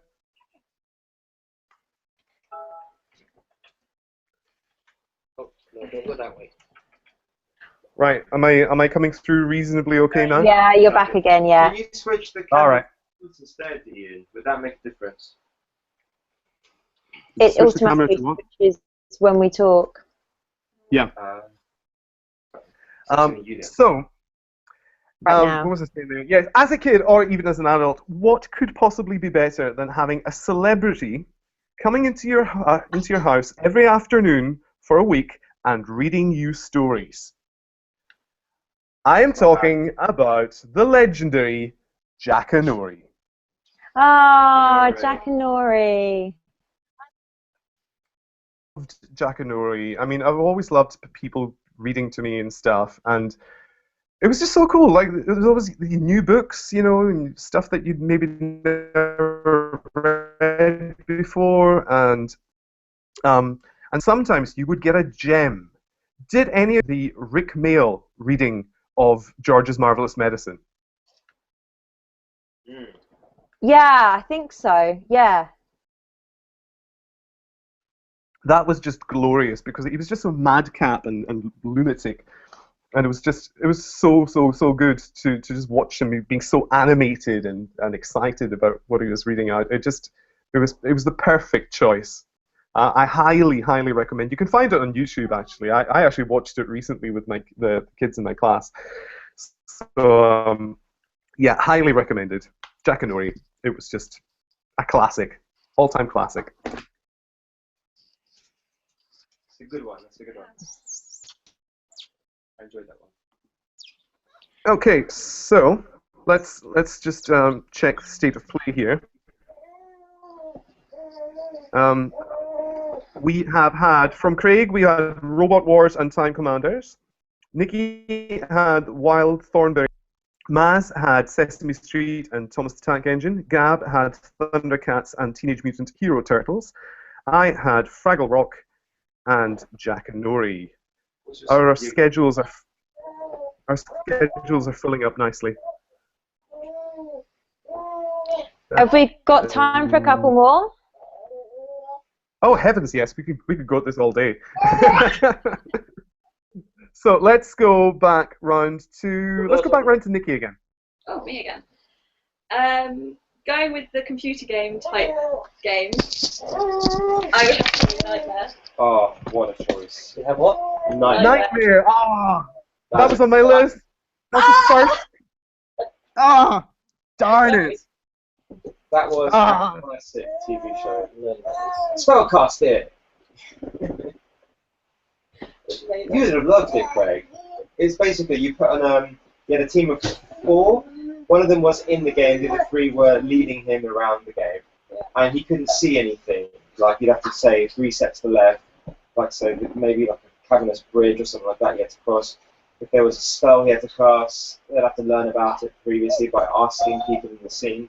It was great, wasn't it? Yeah. And it was a huge success of a TV show because they didn't think it was going to do as well, and it had a worldwide following. Yeah. Why do you like it so much, Nick? I found it really fascinating. I just really enjoyed watching it. I was just like, oh no, there's something in there. They're gonna like be eaten or something. Yeah. And I got really into it. I got really scared of people that were And like, some of the teams became little mini celebrities of their 15-minute thing. They'd be on like children's TV Saturday TV shows, wouldn't they? Yeah. It's a good choice. No, that's a phenomenal choice. I'm I didn't really. think anyone else would have it. Go that. Darn it. Sorry. That's all right. This is the way the game works. You've got it nailed. Brilliant. So Nightmare, yeah. Oh, I love that. Well, seeing as you've nicked that one, I'm going to have to modify my pick for later on. But I actually have something very similar. But I'll get to that. I'll get. My one. Is it my go now? No, it's my go. It's my go now. My go. Gab, you've gone first every time. It's Gab. Go, Craig. What's your choice, Craig? Mine? My choice would be the Crystal Maze. Oh, man, the Crystal Maze is another classic. Yeah. Oh, that was awesome. Forget about it in your eyes. Oh wait, I need to get to the daughter.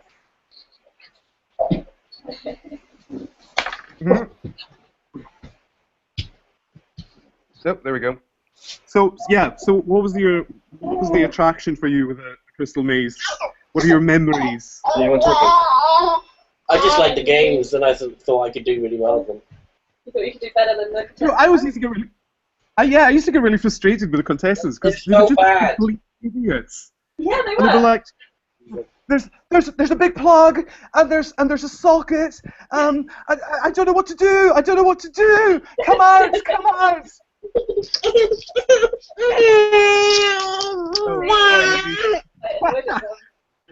It's food time for Izzy. It's time for her bottle. Crystal Maze is awesome. They're actually bringing it to London. They're doing like a live thing. So they're actually going to build the Crystal Maze. Oh wow! And you can pay to. It's not going to be on TV. It's going to be like a activity thing that you can do. So you can go as a group and be taken around the Crystal Maze. Nice. It's going to be amazing.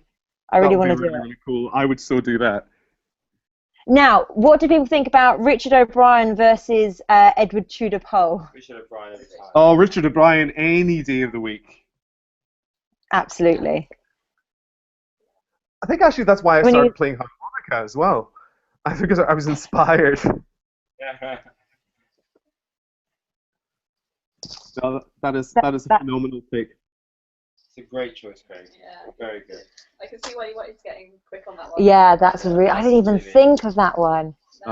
See, there's so many when you kind of go back and you think it through, you think, oh man, oh yeah. By then it's too late. I think it's probably Maz. Actually, You've yeah. So I am going to choose Blue Peter.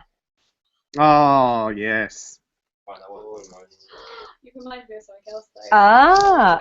So yeah, Blue Peter is, well, you know, it's been generations and generations have enjoyed Blue Peter, and it was just, you know, it was informative and educational growing up, and I always thought I wanted to be a Blue Peter TV presenter. So alas, it never happened. I wanted to do that. I got as far as I did send in an audition tape, but that's as far as I got. Yeah. A few years ago, I was working at a local radio station, and I had to interview a then Blue Peter presenter who let me know that not only himself, but one of the females was leaving, and it wasn't public knowledge yet. So he gave me, he thought I'd be quite good, so he gave me like the editor's details to send in a tape, and I did, but alas, it wasn't to be. Oh.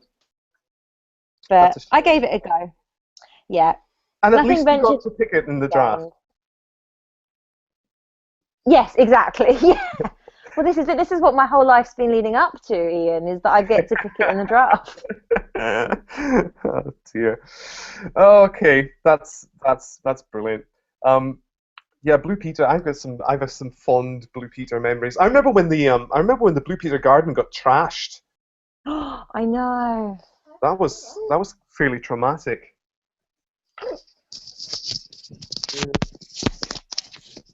But I'm just checking on Twitter here to see what's going on. All sorts of activity. Awesome. So we've had Blue Peter from Maz. We're back to Gab again, I think. So my one is a classic. It was brought back many times, but the original was still the best. It has an iconic following, cult, and I'm going to choose Games Master. I hate you. That was on my list. I never saw that. You never saw Games Master? Oh, Nick. Go online yes. and watch the first episode of Games Master. I knew you were going to choose that. And I knew That was the next one on my I list. You stole my Games Master. You should have done that one before Crystal Maze. Exactly. Why? I didn't think. I thought you guys would get Crystal Maze. I didn't think you'd get Game Master. Mate, Games Master was my life. And I even watched the I Sky One version when it was on when I was a teenager. Did you get that from my last thing I said? No, I had that in my bag. I've got one other computer games one. But I'll give you 10 million for it. 2 million more. Rubles. Rubles. To put it into my TV network. 2 million hugs. No, Ian McKinnon. Games Master is my choice. No, we're doing a deal here. No. Gab's got it. Fine. That's awesome. Yeah. You ever watched Ian? Yeah, I used to watch it too. Yeah. Not quite as religiously as you did, by the sound of it, but yeah, I was quite fond of it. I just love that every single season they had different sets. Like in the first set, they had like a gothic church set, then they had like the industrial kind of setting, and then they had another one that was great. I like that. I don't think I'm your friend anymore. You love me, really. No. So you can have Games Master. No, he can't. He's got to learn that not everything is his. Some things are mine. There you go. As soon as like fresh, Back round to me again now, isn't it? Who's it now? It would be Nick Ian, again. isn't it? Yeah, it's Ian. me. It's me. Go on. Yeah, I've only had 2 picks. I am going to take you on a little journey to a castle far away, inhabited by foul beings. Legend has it that these foul beings can be destroyed by a stake through the heart or exposure to sunlight. This does not suffice, however, for they may be brought back to life by means of a secret rite that can be performed only once a century when the moon is in the 8th house of Aquarius. The latest reincarnation did not run according to plan. We're talking Count Dracula. What a classic! Amazing. Love that show. Count Dracula, the vegetarian, cowardly duck, with his enormous, bumbling nanny. I'll get it! I love the nanny. She was brilliant. I actually don't remember all that many of the characters now looking back on it, but I just remember enjoying it immensely because it was just so silly and just insane. And yeah, it was not like anything else that was on. Plus, you had Dave Jason playing Count Dracula, and what could be better than that? That's a classic choice, Ian. What a great. Why, thank you. Thank you. I used to watch it in Spanish. Really? Because it was aired in Spain, obviously, and it was interesting watching it in Spanish. And then when I came to the UK when I was 6, and then I started watching it in English, and it was weird because like I didn't quite get it. But then you start to appreciate it. There's a lot of these cartoons and stuff have also been translated into Gaelic. Gaelic is my first language for anybody who's listening. Gaelic. Not Sorry. Gaelic. It's a Scottish language. Oh, sorry.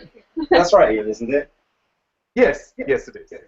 So yeah, Gaelic's my first language. I had to learn English in school.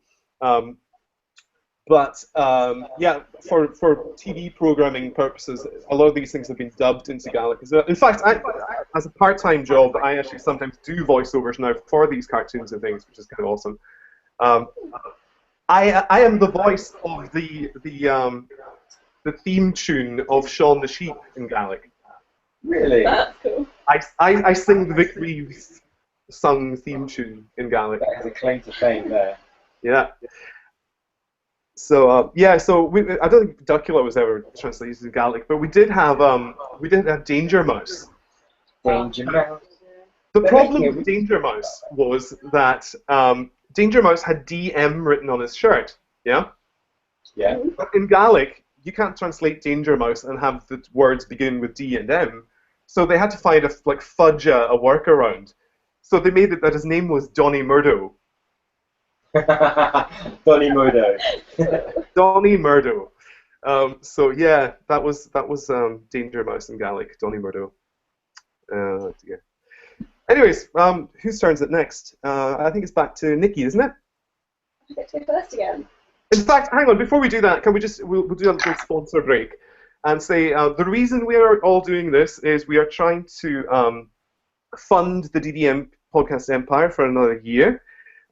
If you are feeling generous, then please go to dvmpe.com, and there you will find a big shiny donate button, and please give anything that you can or care to help us run the DVMPE for another year. All our podcasts, they're all free. They're going to continue to be free, but just to help us out in terms of server costs and all the other kind of costs that we have to face while doing all of this nonsense, because many of us podcasters have had to fish deep into our own pockets to keep this show on the road.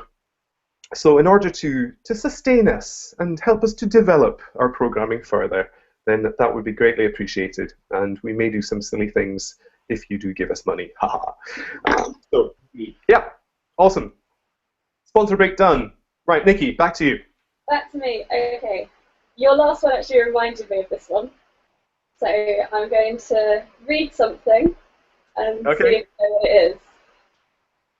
So, somewhere in the deep and darky... Trapdoor. Not reading.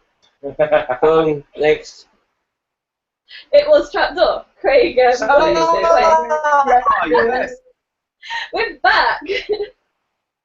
Is there something down there? There is something down there. So don't you open that. Trapdoor! Craig, I'm Yeah. this one. You got nothing. Trapdoor was a classic. It's me now, isn't it? No, I mean, why did you like Trapdoor, Nick? So I got into it a lot later than everyone else. It was something that my brother introduced me to. I can't remember when it was. He bought it on DVD, so you can tell how recent it was that I got into it. And we just watched it. I've just watched all the episodes in one night, and yeah, I loved the theme tune. I loved the Boinking, isn't it? He's boinking. I'm gonna boink him. Boinking. And the thing upstairs, and yeah, I just It was all there was claymation, one. wasn't it? It was all claymation, yeah. And that I found it refreshing almost, because everything had turned to like cartoons or to CG and things. And it was just Yeah, I appreciate that. like, oh, it's going back to the roots of like my childhood sort of thing. Classic. Nice. I like that. That's a... Yeah. There was one episode which was like a whole musical episode, and like you heard the whole of that, like the song and like him opening the trapdoor and things flying everywhere. It was great. If you find it on YouTube, like It's worth watching. it's worth watching. Okay.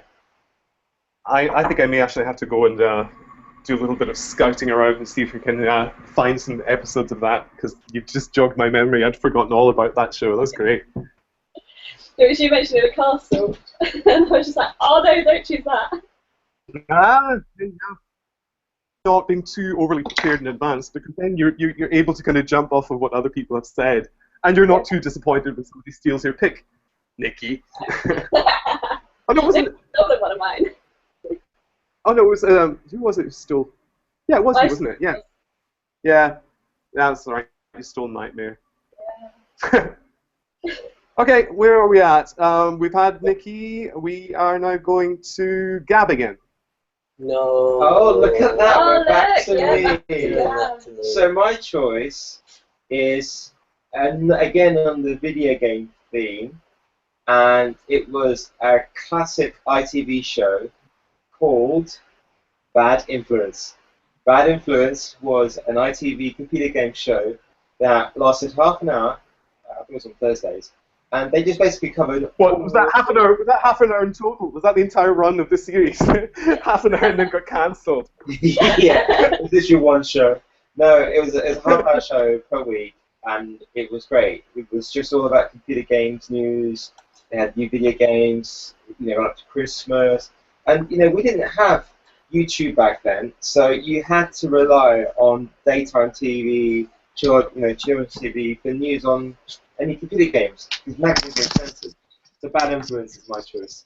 Actually, Mans is back now. Should Bounce have like 2 to do? Hey, what have I missed? Well, we had No. Froster, I had Duck Killer. Duck Killer. Ah, that's a good one. Trapdoor, Oh yeah. and we had, I think, and my Bad Influence now. You're here for Crystal Maze, aren't you? Yeah, I was here for I think Crystal that's it, Maze. actually. Yeah. Craig about to go next. Right. Yeah. Craig is Craig next? No, I think Mass is next actually. Okay. I choose. Probably no one else has heard of this. But it was called Aquila. And What? Aquila. It was on CBBC, Okay. and it was about this kid who found an alien spaceship, and basically he learned how to fly it, and he just used to fly it around the country and just get into all sorts of escapades. Aquila means eagle. I think you make it up. No, Aquila means eagle in Latin. It's the only Latin I know. It was just really cool. Like, I don't know why, it just captured my imagination. And I just loved the idea of, like, it wasn't scary aliens. It was just like, and you never really knew anything about the aliens that, like, crashed it. But he just used to have fun, and it had, like, a cloaking device so that he could fly over all sorts of cities. And, being the BBC, it was vaguely educational because you'd fly over, like, lots of famous landmarks. And yeah, I don't even know if it's like, let me see, I'm going to Google it and see if, like, there's ever anything on it at all. Okay, yeah. Aquila is a children's BBC TV show which aired from 1997 to 1998. It was based on the story of two boys. I was at university then. Oh my word. Tom Baxter and Jeff Reynolds, who found a spacecraft when digging in a field. It was based on the book Aquila by British author Andrew Norris and was set in Bristol. The story becomes more tense and yet humorous as the boys try to think of ways to hide their amazing discovery, prevent doing damage with it, and communicating with it. Eventually, the boys managed to find a way of communicating with Aquila, but even though the show managed to end each week with a dramatic cliffhanger as a new problem arose, the last ever line in the series came as the characters discover the source of Aquila. The camera pans to outer space to see a massive abandoned spaceship orbiting the sun. They realize the significance of this and exclaim, "A battle cruiser!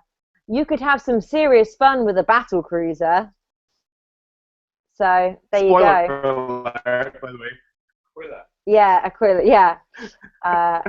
Just in case anybody was like, about to do an Aquila marathon on. Well, there's only 13 episodes. So just ruined everything. Yeah, sorry, only 13 episodes though, so it's all right. I haven't given it all away. There's plenty of shenanigans that happen in the meantime. So there you go, Aquila. And that's because I don't think many of us actually heard of that one before. That's very cool.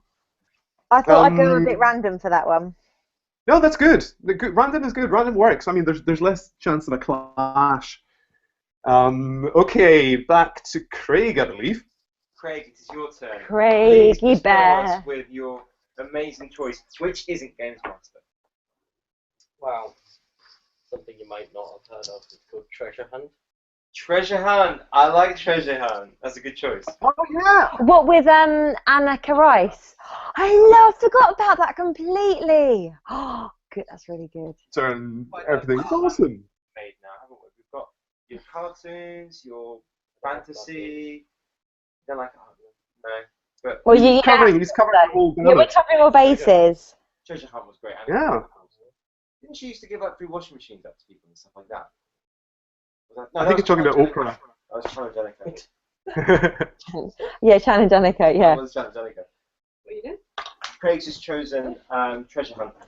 Oh, now that one I do know. I just used to like. I love the urgency. She kept having to run to helicopters all the Yes. time.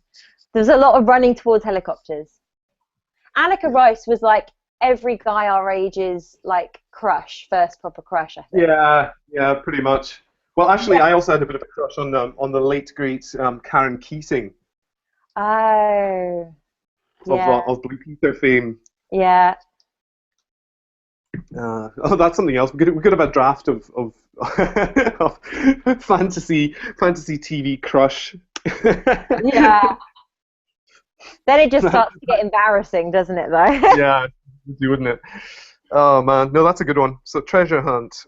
Let's add that to the list. Oh, I've got such a good one coming up.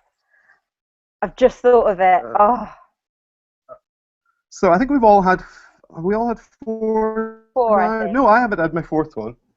Oh, Ian. Shall I choose? What shall I choose? This is bound to clash with somebody. It's got to be.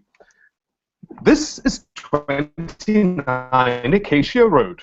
A schoolboy who leads an exciting double life. But when Eric eats a banana, an amazing transformation occurs. Eric is Banana Man! Everyone for the call to action! Banana Man was awesome. And this was my first experience of something which I read in comics coming to life on the screen. Because I used to read the Nutty comic, which then got incorporated into the Dandy, and Banana Man was one of the main characters in the Nutty comic, and then latterly the Dandy comic. I loved Banana Man. Banana Man was brilliant. It was so good. And again, just that same school of silly, nonsensical. I mean, look, infantile. if they can make a film about Ant-Man, surely Banana Man's next, right? Oh, you know what? I would love that. That would be so good. I would so go see that. You would have to get, to do, because it was the Goodies who did the voices. It was like Tim Brooke Taylor and Bill Oddie and who's the other guy? Yeah. I didn't know that. Well, there you go. Who was the? Yeah, I'm pretty sure it was just the Goodies who did the voices. So there you go. So Banana Man, that's my fourth pick. That's a good one. That is a really good call. And let's just add that to the list. So we've all had four now. Yeah. Nikki's had Wild Thornberries, Yogi Bear, Nightmare, and Trapdoor. Gab has had Thundercats, the Teenage Mutant Hero Turtles, Games Master, and Bad Influence.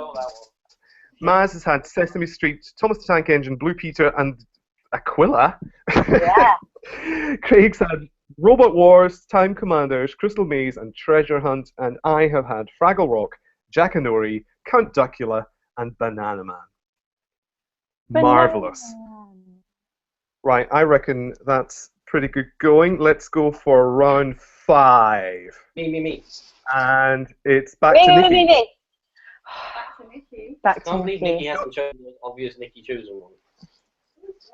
I don't know what the most obvious Nikki Chooser one would be. Yes, that was debating on my next one.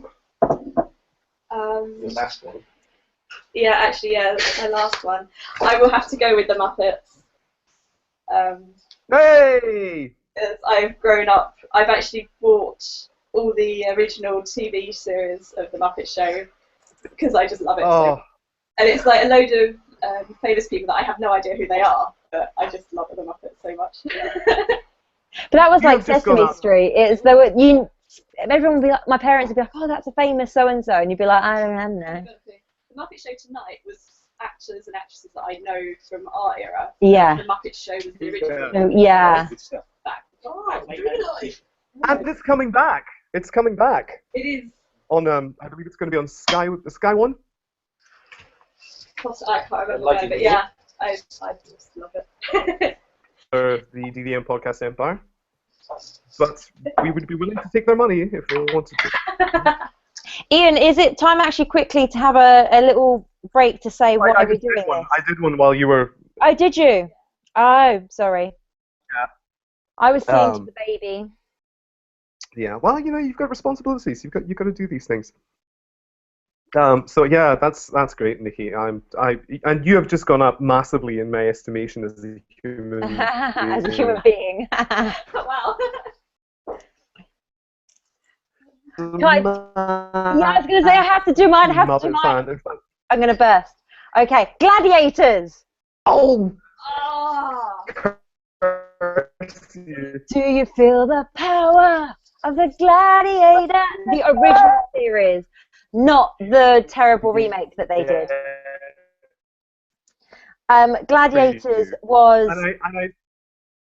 my life growing up. The one word is, and Gab and Craig, I know you're going to nod in deep appreciation with this one. Can I just say, Jet? Jet. I was going to say Jet. I wanted to be Jet. Oh, boy, loved Jet. Like, it was your first. It was probably one of my first girl crushes. Yeah. He was my first girl crush. I loved her. I was just looking at her. I was looking her up online just the other day. There was like 2 nights ago. Somebody mentioned something about gladiators, and yes, and she's still gorgeous. Yeah, she's still stunning. Yeah, yeah. Once a fitty, always a fitty. I loved Trojan. He was my male crush. Oh dear. Yeah, they did pantomime local to us, so I got to see Trojan and Lightning in panto in their outfits. It was amazing. How the mighty I have didn't fallen. Robbins. You know, Shadow was the scariest guy on the bugle sticks. Yeah. His eyes were like piercing. Yeah. He's gonna kill that man. It was just amazing, and when they brought it back, we got tickets to go and see it, and it was just the biggest letdown like ever. It was terrible, and not only did the filming go on for 8 hours, like they kept moving the audience around, so we basically barely got to see anything, and so we walked out early, and the security guard was like, "Oh, you can't leave yet," and I was like, "I've been here 8 hours. I've been moved seats 3 times, being promised that it's so that I can get a better view, and it's so that someone else can get a better view, that they're moving people into my seats." And so I was like, try and stop me leaving, and he sort of stepped aside and we left. It was just, and then we watched it on TV thinking, well, maybe when they've edited, 8 hours down to nothing, it will be worth it. But there was one guy, one of the competitors, that basically he had an injury, and which is fair enough, and then he had to go off and get treatment, said, "No, it's fine, I can come back, I'm going to do the eliminator." And they start the eliminator, and he just stands there. He's like, "No, I can't do it after all." And we're like, "We waited 2 hours for you to come back, and you just stood there. Like, you should have just stood there 2 hours ago. If you were never going to do it," then he just chickened out at the last minute, and we were all just, boo, boo. That's what he did. It was, but like Gladiators has got such fond memories, like watching it with my family, because it was a good all-round sort of family TV. Yeah. John. Yeah. What was his name? John. No. It was John Fashion. No. Ogre. No, not him. The Gladiators. Ready. Contenders. John something. Oh yeah. Contenders. Ready. Scottish guy. Gladiators. 3, 2, 1. because they brought him back for the remake. That was like the best bit. That was. But then he ruined it because he caused that guy the injury because he gave a red card or something. Yeah, I don't know. Well, they changed all the rules and it got really complicated, and it was just, yeah, it was a shame. It was a shame that they brought it back. Yeah, that's why she had to stop doing it. I think she had a really bad injury. I think it was on the pyramid. Yeah. Yes, I believe so. And they ended up having to axe that game in the future. Too many people had accidents on that. It's like falling downstairs is one of the worst things that can happen to you as a person. And what did they do? They created giant stairs. Well, I imagine being shot in the face is probably quite bad as well. Yeah, no, but I mean, like, you know, stuff around like the house that can happen to most, it's likely to happen to all of us at some point, is to fall down the stairs. Less so likely to get shot in the face, hopefully. Well, yes, this is true. Yeah, thank you. Okay, I'll grant you that. So that's your 5th pick, Maz. Gladiators. That's it. Yeah, I love Gladiators. Oh, I just feel like I need to binge watch some Gladiators now. I think we're back round to Gab. Right. So I'm choosing a children's TV show that I used to like to watch. I think I may be a bit older. Yeah, that's what we're all doing, Gab. But but you'll see what I mean when I say this. Because when this was out, I think I was an early teenager and not really fitting for the criteria that it was meant for. But I really enjoyed the story. And my choice is The Demon Headmaster. Oh, yes! Nice. I thought the Demon Headmaster, with his ability to control students, was the scariest thing at the time. I was thinking, this is brilliant. And then there was this group of kids that couldn't be controlled. Yeah. And they were called Team Splat, I think, if I remember. And I love that show. Yeah, Demon Headmaster. Oh, I'm jealous of that one. That's a really good choice. I know. Mine have always been good choices. You can always tell it's a good choice when everybody in the room goes, ah! Demon Headmaster. It's on the list. Awesome. Wow, Gab, your channel is looking really interesting. Thundercats, Teenage Mutant, Bad Influence, and the Demon Headmaster. Yeah. Wow. So tuning in to Gab TV. That's where it's at. What original name for your TV? Gab TV. Everyone knows Gab TV. Oh, have you been watching Gab lately? That's why it's called Dave, because everyone knows Dave. Dave. Dave. Out of all the thousands of channels, you'll know Dave. Dave. Very clever mark. Dave. So mine's called Gab TV.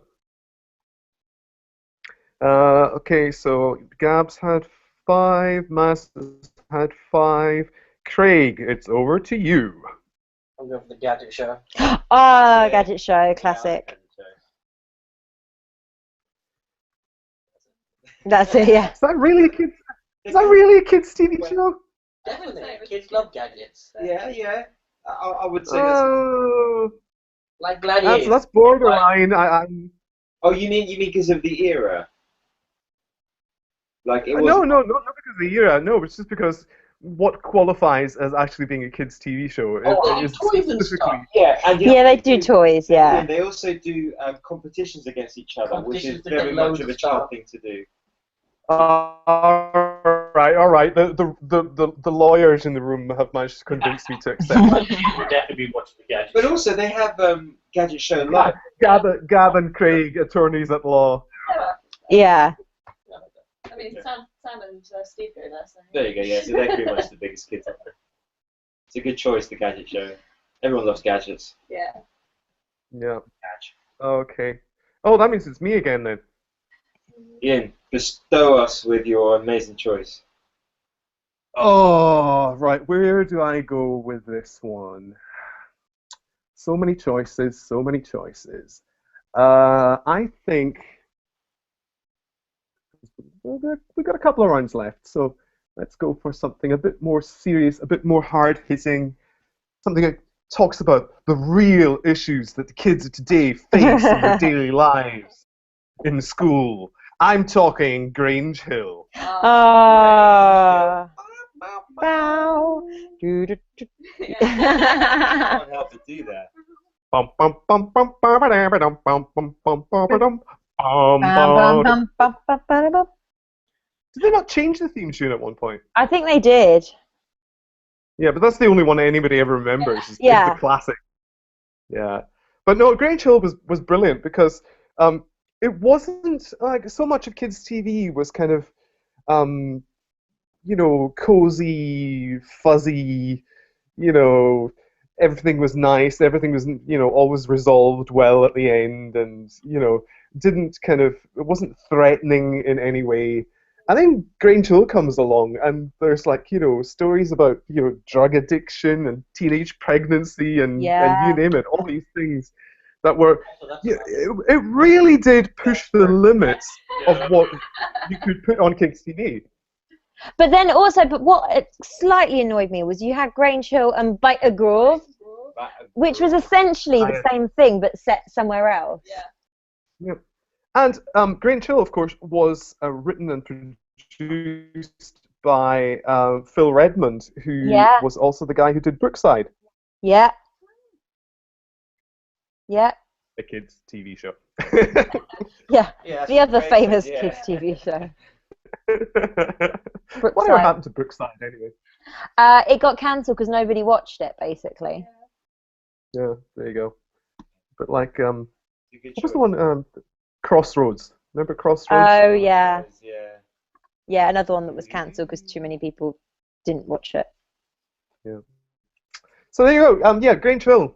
I have fond memories of watching Grange Hill. I even remember my parents kind of coming into the room at some points and saying, and looking sort of fairly disapprovingly at what was going on. So I felt like I was doing something slightly dangerous, which is always nice.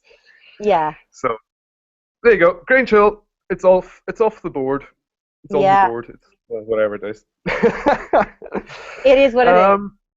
It is what it is. Blimey. Yeah, that makes my picks kind of seem a bit odd now. Fraggle Rock, Jack and Dory, Duckula, Banana Man, and Grange Hill. Right, I think we're on to round 6. What? Only had 5. I think we'll maybe do a couple more rounds. So pick things out your head. You could always do a Google search for 80s, 90s kids TV and see what pictures catch your eye. Nikki's got a long list, so you're all right. I think I'm the All right, that's fine. I had one and it's gone, and it's so annoying. So you have to come to me last. Well, you had a list. No, I've got a list. You had a choice. I had another one that came to mind, and I was like, "That's the best. Whenever everyone's going to be so jealous of my one," and then I've completely forgotten what it was. I was so excited about Gladiators. I just sort of. Anyway, Nikki. Okay, so I don't know if this ever went over to America or not, or wherever people are viewing this, but The Queen's Nose. The Queen's Nose. What a classic. Oh, yeah. Ah. Where she rubs the 50p piece. Oh! Yeah. The Wish! Yeah. Oh my goodness! Yeah. I forgot about that. It was such a good show. I forgot about that too. I just remembered mine. Oh, good. Well, save it. Don't forget. Okay. That's a good one. I loved it. I always you Harmony! After Gab's done his for you to do. Yeah. And then they moved the series on, and it was like her cousin that came in. And Yeah. It went downhill at that point. Yeah, because you wanted it to be about Harmony. Yeah. Oh, that's such a good choice. Yeah. She passed on. I think she used her three wishes. I think it was at this point. And she passed it on. Yeah. And, yeah. Then it was her cousin had 3 wishes. And it was an old 50p piece. It was a big one. It was big. Oh. People in America are now like. What the heck? Yeah. What? Queen's what? Why is the Queen's nose? Does the Queen's nose grant wishes? Is that what queens do? It's part of their queenly makeup, thing. That's a good call. I like that. That is a good call. Yeah, I'd forgotten all about that one too. I only have vague memories of it, but there you go. The Queen's Nose, yeah. Awesome. Where are we at? Gab is next. Right. Well, My here we one, go. I'm going to go with a classic TV cartoon that I used to watch in Spain, but then when I came to the UK, I used to watch here as well. I'm going for D'Artagnan. Does anyone remember D'Artagnan and the Musketeers? I remember the Three Musketeers, but it was the D'Artagnan and the Three Musketeers. no, not I Musketeers. was- No, it wasn't about I dogs. absolutely, I hated D'Artagnan. Oh, it was classic. No, they had a different Three Musketeers, which was like a cartoon. You remember D'Artagnan, right? No, Oh, yeah. that's what I'm saying. I know the name, but I. No. Yeah, they were all dogs. Like, No, I remember a different one. Look, it looks like this. Look, it's these guys. Oh, I do remember that. There you go, those three.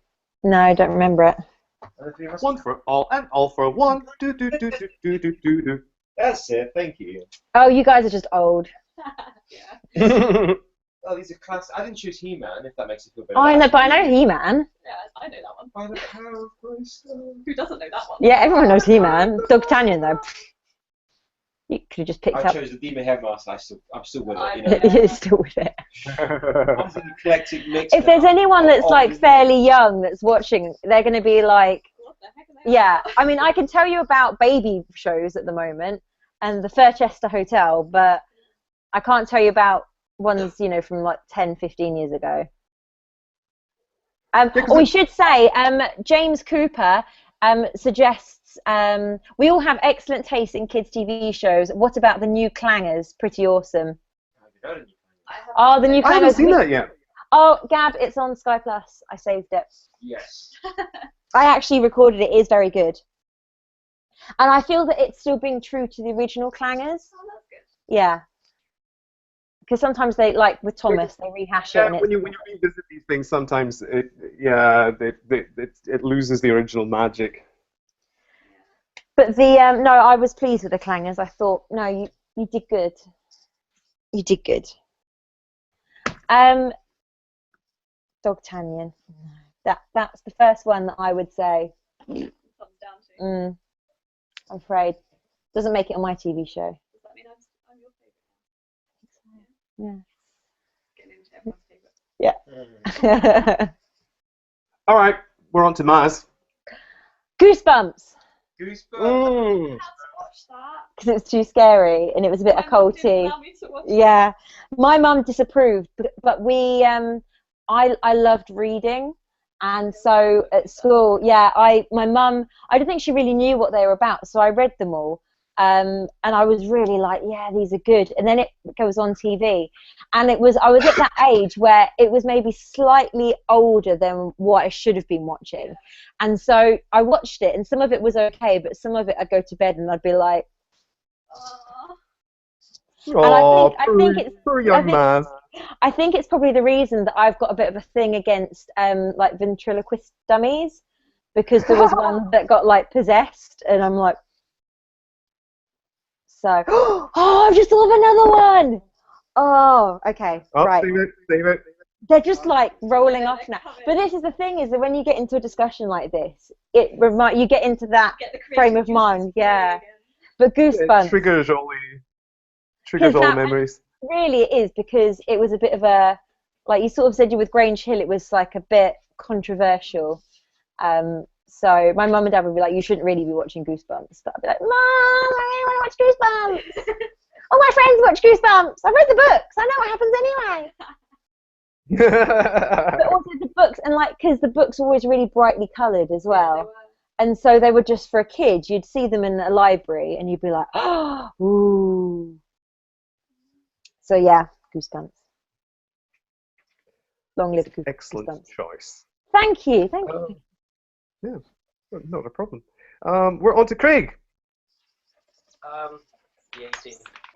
Ah. Da, Was that the da, A-Team? Ah, yes. Da, da, da, da, da, da, da, da. Again, arguably not a kids' show, and yet I think No. the audience was probably mostly children. Nobody died. Nobody died. It was for kids. No swearing. No swearing. Yeah, that's very true, and awesome vehicles and manufacturing of like nonsensical MacGyver-y type stuff. Exactly. Dude, they'd I love the fact that they could do anything with a bit of duct tape. be locked in somebody's garden shed, but like a water hose, a step ladder, and an old bicycle pump, and then would come out with this like weapon. I'm gonna go down in everyone's rating here, but I never actually saw it. Oh, no. I've seen like the film. Okay, the film. Get out of my house. I never actually. The film is not bad, but it's not the series. I knew about it, but never watched it. I feel that I even have used to know missed the in 1970 something, a crack commander team got committed for a crime. Luckily, these men escaped prison. Now soldiers of fortune. You can find them. Maybe you can hire the 18. Love the intro. The intro is probably the best bit of the show. Maz, can you do a machine gun noise, Maz? That's rubbish. I liked it. I know. I'm a girl. We don't play with guns. Nikki, you do one. I can't do a machine gun noise. I can go. No, I can't do them. No, I'm terrible at noises. Yeah. Like I am with accents. I thought my machine gun sound was all right, but well, there you go. Slap down. Yeah, sorry, it just didn't cut it. Sorry. Well, I tried. At least I tried. Oh, right, you're putting me off today, are you? Do you know what? I'm not like my character for D&D. I happily back down from unless I have to shoot, and then I will aim for it. Oh. But, I beat Sam. Did you? Yeah, everyone else used scopes when we were doing a shooting day, and I used just the iron sight.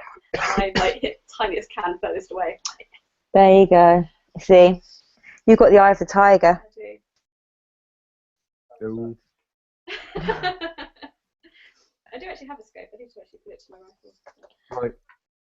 Ian. It's me now. Oh, I've only got a handful of choices left here on my list. Which to choose? Let's see. I've done silly. I've done gritty. Let's go creative. Oh. I know what you're going for. I really enjoyed art my entire life. Or at least one of the programs that most got me going was not Art Attack. No, I know what you're going to say. I went for the more gentle, slippery BBC option, which would be Heartbeat, or Take Heart, as it started out. With the inestimably wonderful Tony Hart, who was like the Mr. Rogers of British TV. Yeah. He wore cravats and open-necked shirts, and he was decidedly, looking back on it now, he's decidedly camp, really. But he was a lovely, gentle individual, and a massively creative artist, and yeah, it was just wonderful watching him make these fantastic creations on TV. And let's not forget, this was the program that brought us Morph. Morph, yeah. Oh, it was Morph so good. Morph was a legendary character, and so you get it's like a 2-for-1 there. I just felt like Art Attack wasn't as good. I felt like I loved Tony Hart. I was a BBC girl. That was the thing. I was never really into my ITV. Art Attack when he does massive collages and. Yeah, they were good. He was good, but he just wasn't Tony Hart. Yeah, it was a bit too. Art Attack was very. It was very ITV. And whatnot. And I mean, Giant let's face it. I mean. Yeah. I just loved the gallery section where people would send in their artwork, and I did this. I sent stuff in. I never saw it there, but you would send in your artwork, and you were glued to the TVs. Like, is it going to come up? Is it going to come up? Is it? and you would have some, you know, like Tabitha, aged 3, would have something come up. That's crap. Why is it mine? Mine was much better than that. Why did they pick Tabitha's? I think I've just smeared makeup all over my face. Yeah, because I thought of 2 at once, and we're gonna have to sign off really soon, and now I don't know which one to pick. I'm gonna have to say both. I have to get proxy. Ian? Hello, yes. Oh, yeah. It went, like, really quiet. I'm going to sneak one in. I'm going to sneak a naughty one in. Funhouse. Oh, yes. Because, like I said, I wasn't into, what do you call it, ITV, but Funhouse, it had sort of a slightly Crystal Mazy activity thing to it. And there were prizes to be won. We watched it on YouTube just recently, and it was like this quite chubby kid that would just push his partner, like this petite little girl, who'd just keep pushing her out the way so that he could do whatever he wanted. And he was just like, I'm going to answer this question, and didn't know the answer. It was just like, and the girl was just like, seriously, I knew the answer. And, like, you could see she was so disheartened because like she had this big kid next to her who was like pushing her around. I felt really sorry for her. Yeah, well, this is it. You did, like, you saw, you know, kids in a competitive situation. Yeah. Didn't always end very well. But I think Pat Sharp is trying to, like, do a Kickstarter or something to bring it back. I think I read somewhere. Oh, really? Oh, my word. Him and the twins. But yeah, so sorry, that one I had to just squeeze in because that's a proper kids show. It's a whole crazy show where anything could go. Fun house, lot of fun, prizes to be won. There you go. Okay, now then I'll have my proper final guess in a minute. Okay, that's cool. Yeah. We can also have at the end of this, we can have a few kind of also rans, anything that didn't make your final cut, but was a close contender.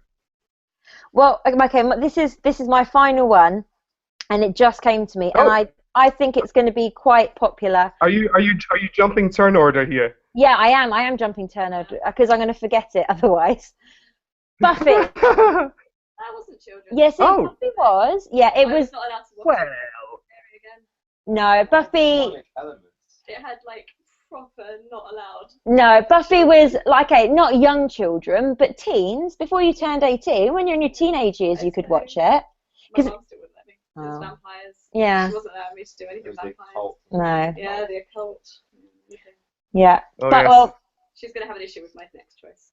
Oh. I watched it secretly. So I came to Buffy quite late anyway, but I still think it shaped a lot of sort of like fashion. I remember girls going around school, secondary school, and they were all wearing little cross necklaces because Buffy had a cross necklace. And everyone found David Boreanaz, is that his name? Boreanaz? Yeah, everyone loved him. Like, although I was more of a Spike girl. Mm. Matt, can you hold the fort for a second while I do a quick run up the stairs, as it were? Number 1 or number 2, Ian? It could be either. You never know. Whoa. My tummy has been a bit dicky this morning. I have to say. Right, off you go. We'll do a shout out, yeah. a plea for. Well, I'll tell you what. Yes, I would say continue talking about Buffy and give us a little sponsor break type thing, and I should be back by then. Cool. So. Well, hello to everyone that's watching. You can reach us on Twitter at DVMPE Empire. We are in full swing. We're coming to the end of our kids' TV draft. Gab's pulling silly faces. Have you been drawing on my face? No. On Craig's face. Oh. Yeah. That's unfortunate. Now it's gone. Anyway, you can reach us at DVMPE Empire on Twitter. We'd love to hear from you. We are doing this because if you listen to any of the DVM podcast Empire shows, we provide them absolutely free of charge, but it isn't free to us to host them. Not only is there all the equipment that all the individuals need to buy, but more importantly, it's the hosting for the website. Because it's not like YouTube where you can just upload it. With iTunes, you have to host all the files yourself. And if you've been to dvmpe.com, you'll see that there are a lot of TV shows that we've podcasted on in the past, and we've got a whole load of exciting shows that we podcast on at the moment. And that comes at a price. So if you could even donate $1 or £1, we would be so grateful. You can donate that at dvmpe.com. That's dvmpe.com. It's one-off. We're not going to hound you with loads and loads of emails. We won't sell your details on to any third parties. It's safe. It's through PayPal. We'd really appreciate it, and we thank you for being involved with us at the Podcast Empire. Let us know what your favourite podcast is that you listen to. Gab and I we're sort of cheating at the moment because we're not actually podcasting. So we'd love to hear what are the other shows that you listen to and what you watch on the telly. I'm back. Oh, thank God, I was running out of things to say. No, I'm going to get myself a drink as well. Woo. So, back to Ian, who's far better at hosting than I am. I wouldn't go that far.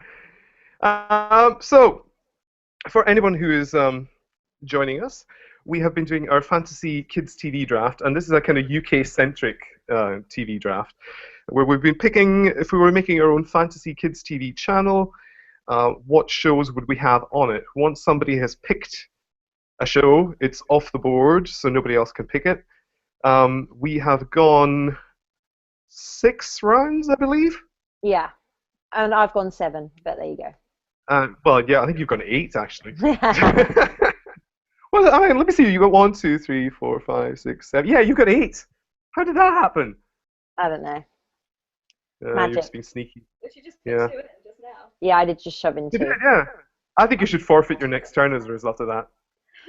We're going to have to go really soon. Unfortunately, we're going to have to we're going to have to leave you to it. We promised Craig that we would do 2 hours. Yeah, we promised Craig that. Okay.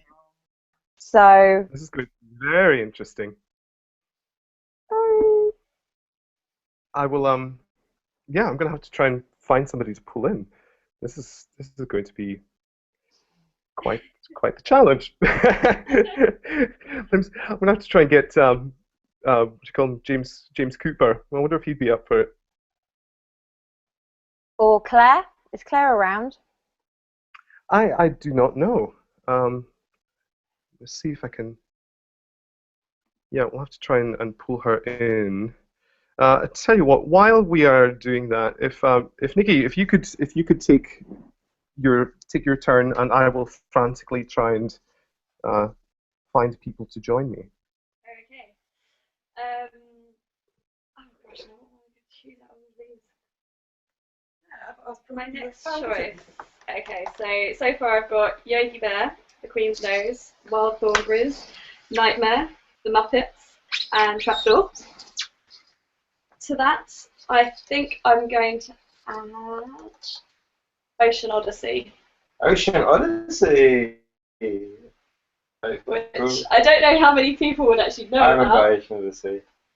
I think it was one that I used to watch in the morning, and it was basically they were on their underground base basically, and there was a woman that could breathe underwater, like a little girl. Well, I say little girl, probably a teenager, who I always wanted to be.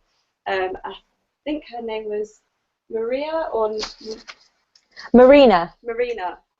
And she, like, nobody else knew about her on the base except for these 2 little kids, which were like the main characters, who had to try and keep her hidden, and she'd come and go, and like, yeah, it was really good fun. I really enjoyed it. I don't know if I was too old when I was watching it or not, but I enjoyed it. So, yeah. That's a good show. It's a good one. I like that. I think I probably watched a lot of shows when I was too old to watch them, but you know. To be fair, all kids do that. It's like my guilty pleasures. So, yeah. If you're told you can't watch it, you're gonna try to watch it. It's just always the way. Something to say, Craig? Craig? Ian? Yes, hello. Hello. No, sorry, I'm still frantically trying to Find people. trying to get somebody to assist here. That way.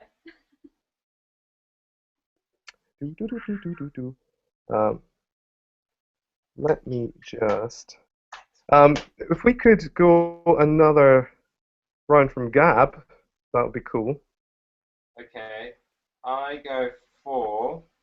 Let me just think. What was that show? Okay, I'm going to go for something that I started watching when I was 16. Way too old for it, and it kind of shows how immature I was at the time. If that was on 7 or 8 years beforehand, my mum and dad would have spent hours trying to find me because I'd be watching it or playing it with other friends or spending money on it. So my pick is Pokemon. Yeah. Gotta catch 'em all. I think it's on American Netflix, actually. Is it on Netflix? I think it's on the American Netflix. Do we not get the American Netflix? If you log in via your PC, you can. You're joking. But we've only got one more license, haven't we, with this payment thing? I can't do it, can I? Oh. Sort it out. I want to watch. We'll look you up. I want to watch Pokemon. I will just check. I don't think it's on this. I never understood the appeal of Pokemon. No, me neither. I loved it. I played the games. I had it on PC. It's great. You basically have your own animal that you train with new moves and that you Pikachu. the Pika Pika. yeah, Pikachu. I actually managed to get to the shiny chameleon one. Very as well. nice. Yeah, I had 2 of those actually. Yeah, you like Jigglypuff. Yeah. That one always freaked me out. I think it was the noise that she made. Like the echoey child noise scares me. Oh, Jigglypuff. That's a good one. Let's see, where are we going now? Let's go to Craig. He's bound to have something cool. Me?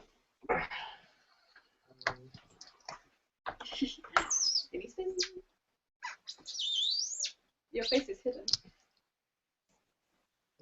But you can just view it on his own one, though. Okay. No, because it automatically switches when you. I'd go for Mythbusters.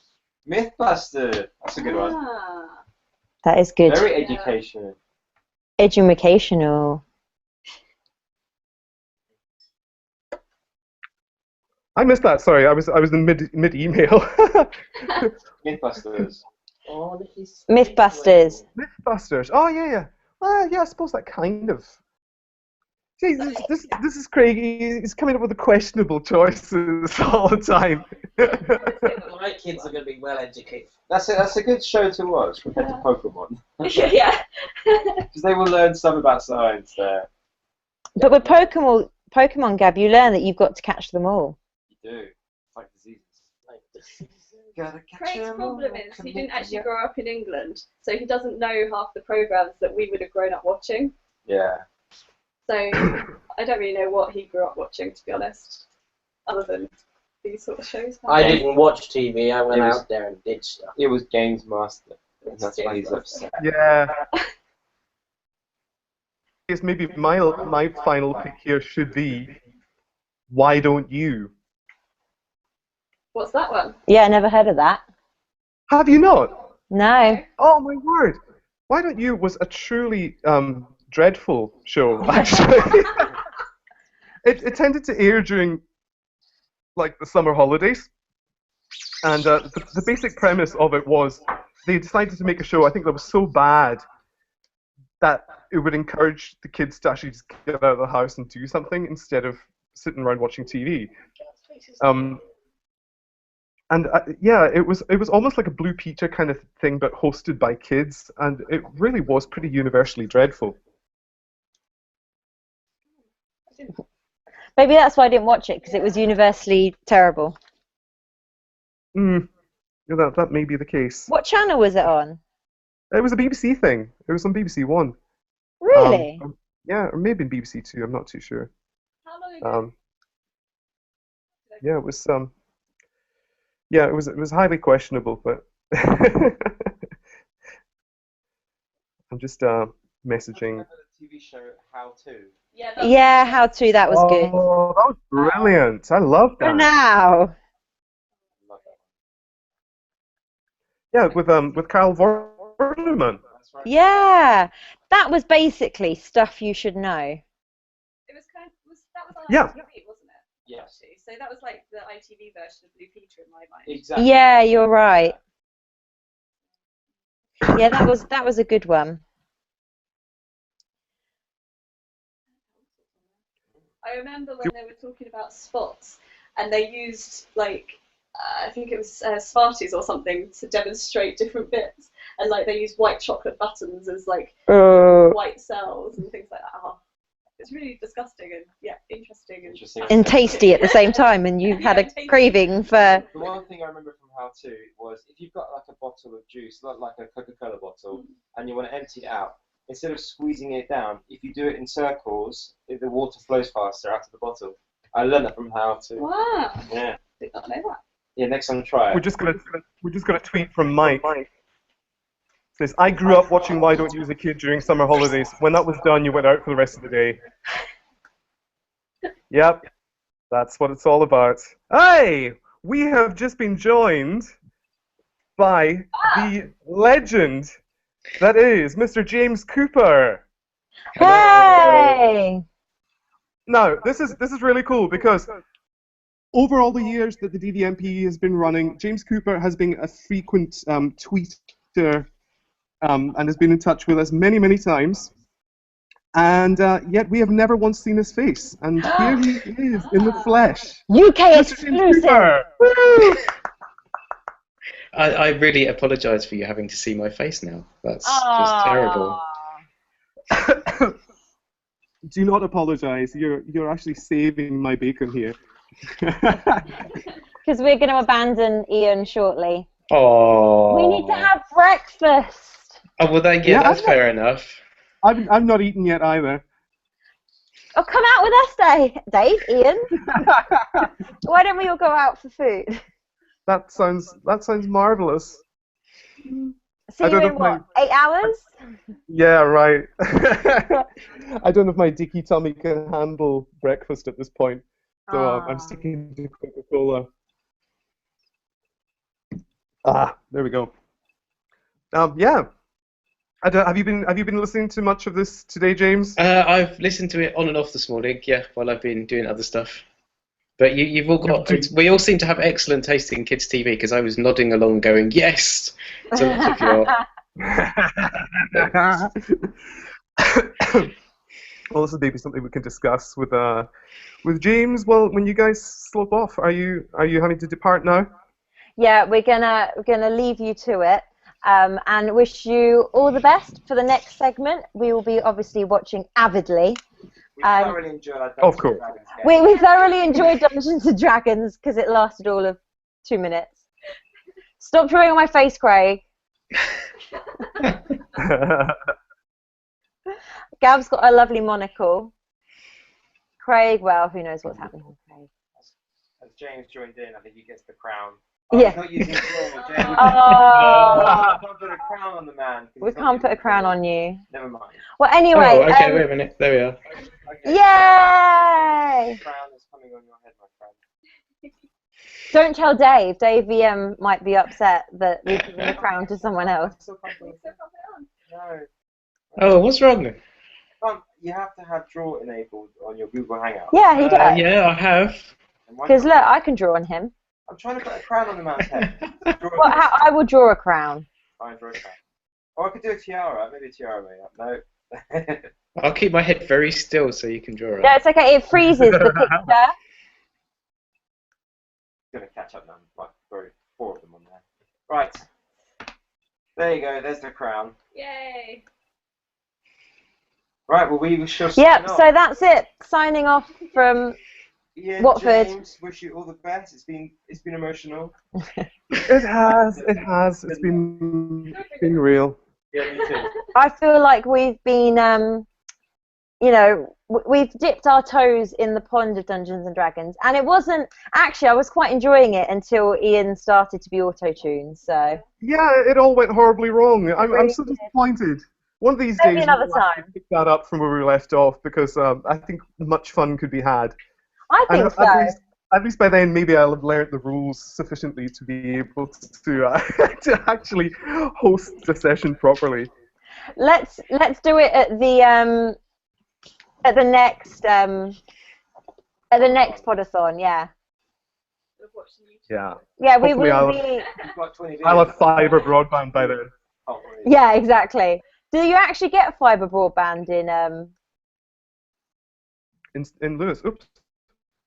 There we go. We've just in the last 2 weeks it's gone live, so we will be having fiber very soon. Ooh, shiny. Yes, very shiny. What is your normal broadband speed? Sub fiber. Well, I checked it this morning at about 5 o'clock, and it was like 5 point something or other.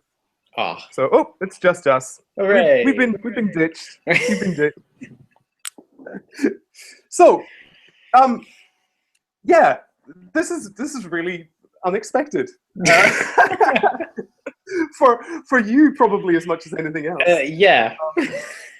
Yeah.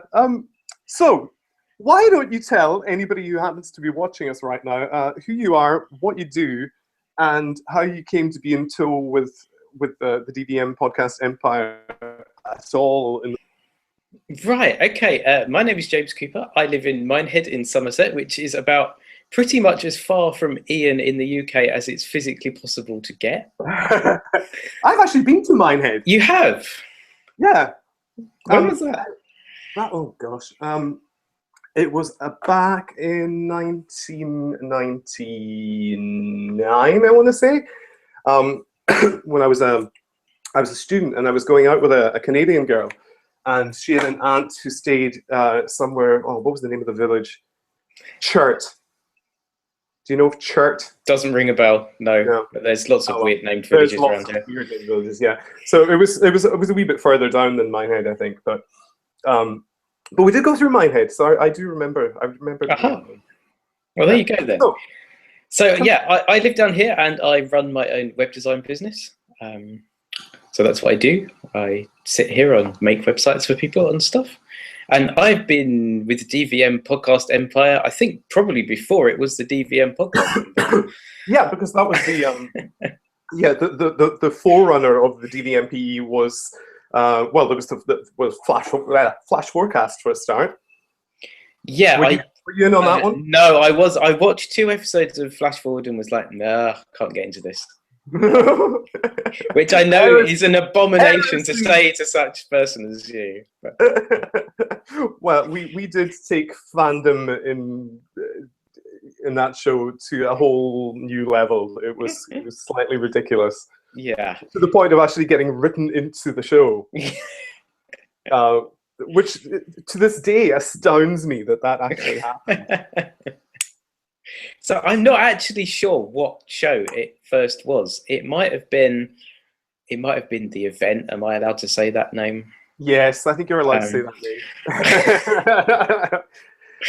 that show had promise. Come on. It did, promise. Yeah. It did.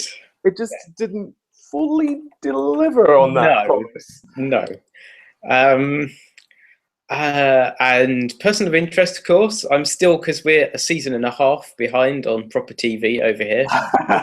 So rather than, I mean, I have got the whole of season 3 and 4 on Netflix that I could watch, but I'm sort of watching it on the telly and then playing catch up on the podcasts. But I am playing catch up on Once Upon a Time on the podcasts. We're also watching it on Netflix. What season are you up to? I've just finished season 3 on that. Okay.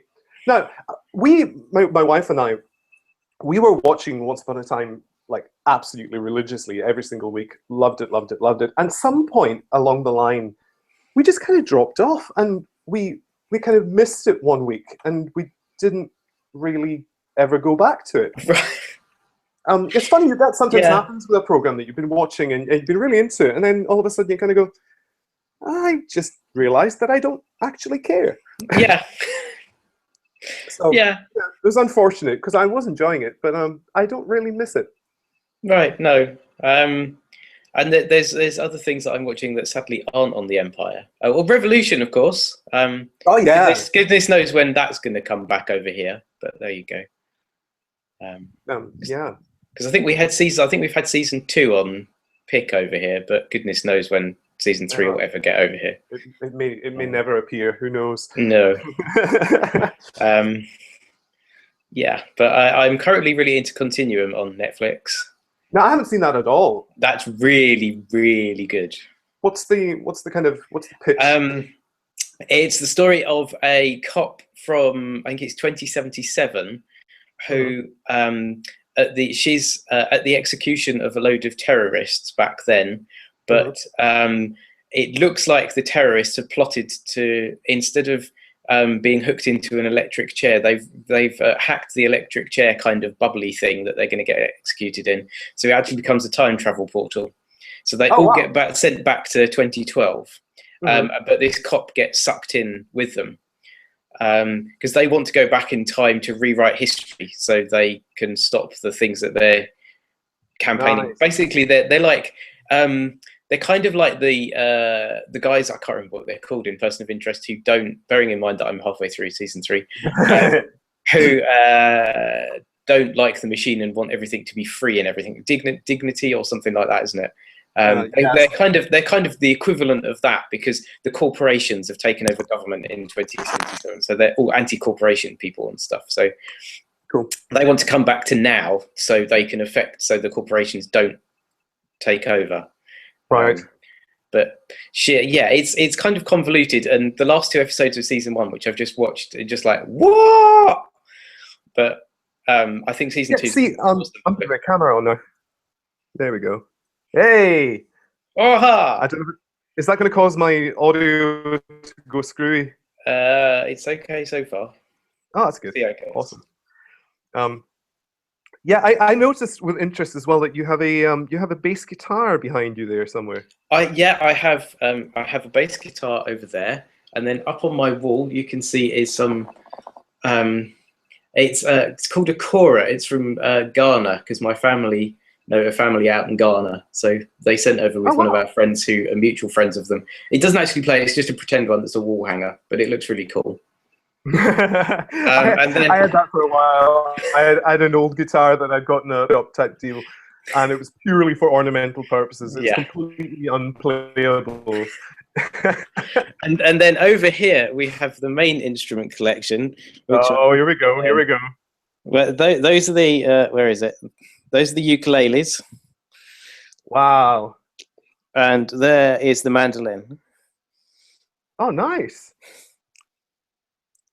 You do realize what's going to happen next, don't you? Yeah. There is no time, basically. Yes, this is exactly right. Because I've still got an hour and 10 minutes to try and pack in here, and I know you can't stay that long. So, yeah, that'd be cool. I also have I've got one of my guitars down here just now. I shall demonstrate here. This is my my lovely telly. Nice. It's a very nice telly, actually. A little Baja telly. It's not quite the full spec posh American telly, but it is very good, and I like it a lot. Well, I also, in the cupboard behind me, I also have a banjo and a Yamaha electric guitar as well. Wow, so you really are like full-on multi-instrumentalist. Yeah, I haven't played those 2 for a while, but yeah, the uke's my main thing. Yeah, you play that in your church, don't you? I do, yeah, and the mando as well.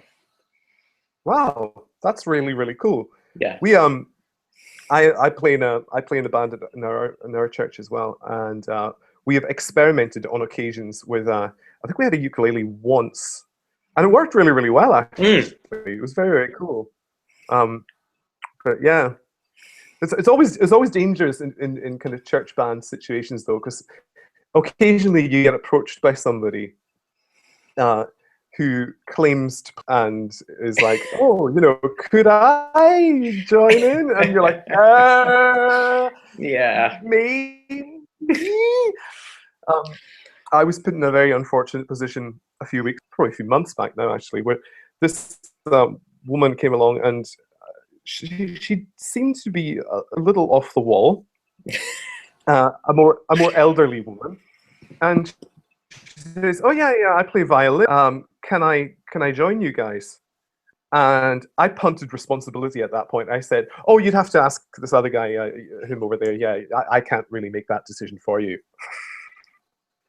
And so she went straight over to the other guy, and then to my horror, I heard him saying, "Yeah, absolutely. In fact, Ian's leading tonight. Why don't you just come along?" Like, no word of auditions can you play or anything like that. It was like, no, don't do it. So I absolutely freaked out.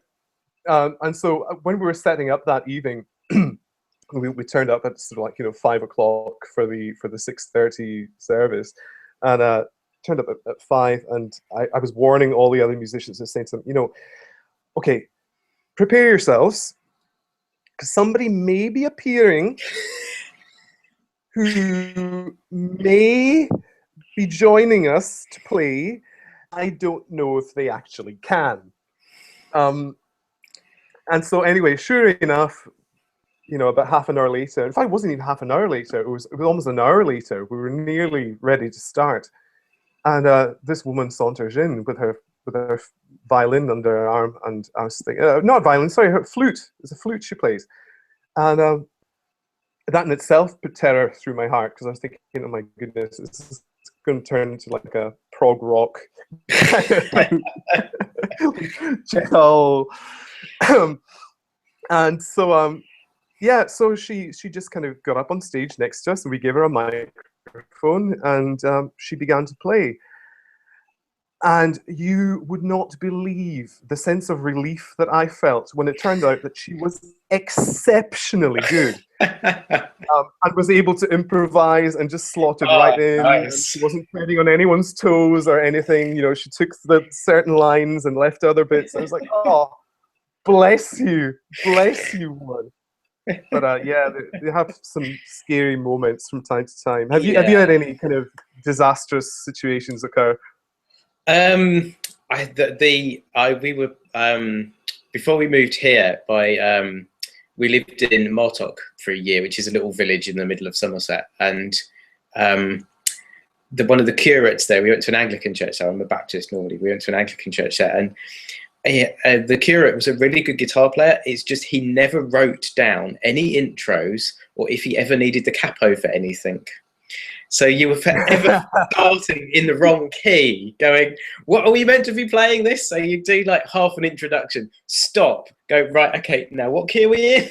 And then start up again once you finally managed to put the capo on. But, yeah. Oh no, that is horrendous. Yeah, I've heard all sorts of interesting stories about musical disasters in a church scenario. Was it what's his name? Martin Smith, I think it was. Oh right, yeah. Who had? Oh no, it wasn't. I think it was Tim Hughes. Anyway, it was one of these guys. Anyway, who was playing at some kind of like big event thing, and they had like a gigantic like inflatable football. Right. And it was, it was kind of being bounced around all over the place. And it landed on the stage. And he took a running kick at this ball and booted as hard as he could right out into the audience. Unfortunately, this large football connected with an elderly woman who had actually physically knocked her out of her seat. Yeah, nice. So. Yes. Yep. Right. Nice. Why don't you? Yes, I'll go and grab something. Yeah, you do that. This is hugely entertaining. So anybody who's watching, we have a few viewers. Now, bear in mind, I'm not actually sure if these are quite in tune, but I hope they are. Oh, there we go. He's back. So this is my newest purchase that I got for my birthday earlier this year. Sweet. Which is a nice little soprano. Very pretty. Oh, pretty. It's very pretty, actually. It's rosewood back and sides, which is really unusual. It is really unusual, and I just got a new guitar about a month ago, which has a rosewood back and sides. Whoa, there you go then. Boom. We both have great taste. We do. So.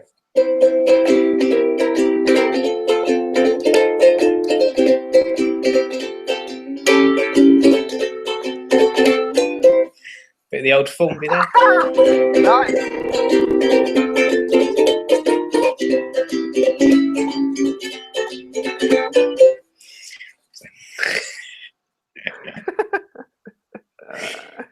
Great little sound. It's got amazing sustain.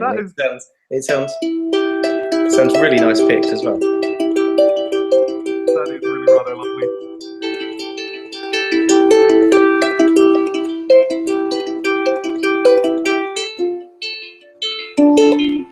Etc. Now my main uke before I got that one was this one, which you can see is a bit bigger.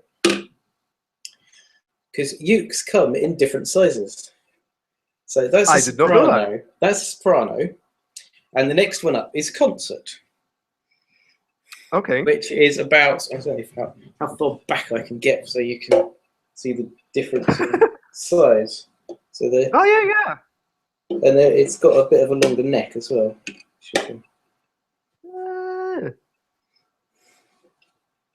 And in terms of tuning, is that... They're identical tune, but what I've done, because with ukuleles as well, they're really funky. This has got to be really so interesting for people watching the stream. I know. Listen, I'll talk about anything at this point just to fill time. We've got 1 hour to go. And listen to podcasts, people. We'll do the ukulele show on the DVMPE soon. Well, the funky thing with ukuleles is that they're not tuned like guitars are. Guitars, traditionally, the top ones are the deepest, and then they get higher, as Ian will know. Okay. With ukuleles, they are what you either have what's called a low G, which is like a normal guitar, or a high G, which is what most ukuleles are. So ukuleles tunings actually go.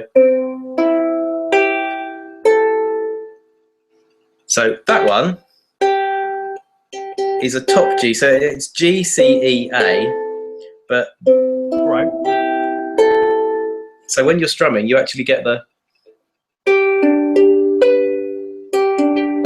which gives it its plinkiness. That's nice. So what I've done with this one is swapped the G string over. You can see it's actually a red string. Oh, yeah. Because these are gut strings, or nylon gut strings rather than metal ones. And the red string's actually got copper in it. So you can, this is a low G stringing now, as opposed to, right. So it gives it a more, oh yeah. So it's more of a,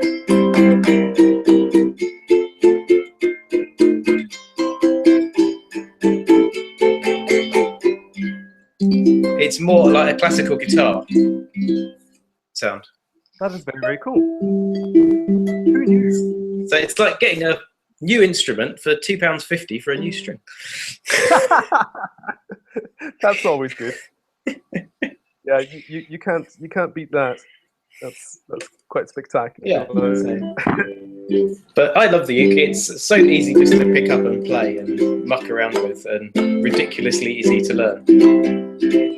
Yeah, a friend of mine who plays the uke tried to teach me how to do it a while back, and yeah, I was actually quite surprised. I thought it would take a lot of effort to to be able to learn it. But It's actually surprisingly. They really are. It's just when you go between instruments, you're playing two instruments in the same service. Like I take the mando and the uke to the same service, and you pick up and you think, now what chords am I playing? Because obviously the stringing is completely different.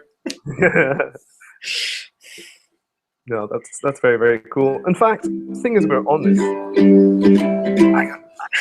I picked myself up the stairs.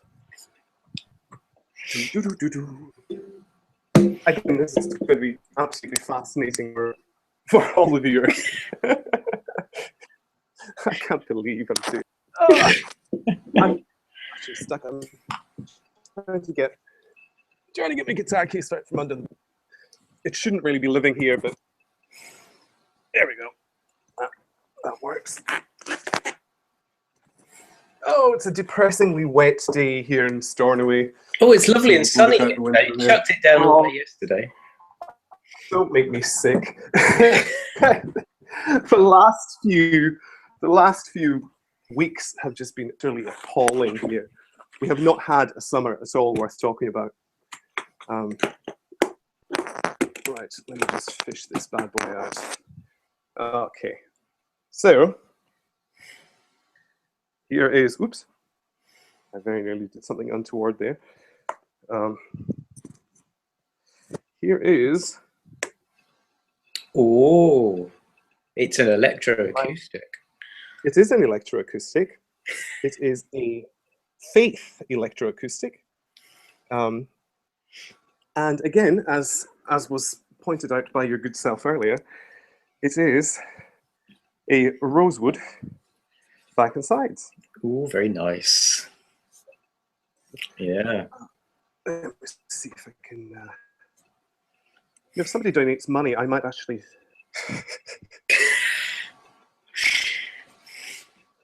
So let's see if I can hear what's on. It's been sitting in case there for a few days. Oh, it's still in tune actually. That's pretty incredible. I did not expect that. I have, however, left my picks upstairs. But, yeah, it has a lovely. You can actually have like a live jam. Yeah. choose a song, make sure we got the right chords, and away we go. Yeah, I think that might not work particularly well. Given, although you've actually brought up a very interesting point. Have you ever done an online musical collaboration with anyone? Because well, I've done it. I run one of the websites I run is one of the biggest Christmas sites in the world, which is over at whychristmas.com. Plug. And because I'm a bit of a Christmas nutcase. And today is actually Rudolph Day in July, because Christmas nuts celebrate the 25th of every month as a Rudolph Day, as just an excuse to do anything Christmassy throughout the year. I'm one of the moderators over on a big Christmas forum, and one year we did do a Google Hangout where I played the uke and played Christmas songs and people sang along. So that's about the furthest it's gone on the online collaboration, but it was quite fun. I used to do a thing with a friend of mine who lived in Australia. This is years ago. This is back in, it's probably about 12, 13 years ago, where I would record something over here, and then I would email this file to her, which, you know, you had to reduce the size of the MP3s so far that it was just crunchy, horrible, yeah. Yeah. And so I would zip that across to her, and then she would like put her parts on, then zip it back to me, and I would do a couple of other things and whatnot. But it actually, amazingly, it sort of worked. Yeah. The sound quality was not brilliant, but it was kind of doable. There is actually in here. Hang on a sec. I'm sure I saw. Have you used Google Hangouts much? A bit. Because, yeah, here we go. Right, let's see what this does.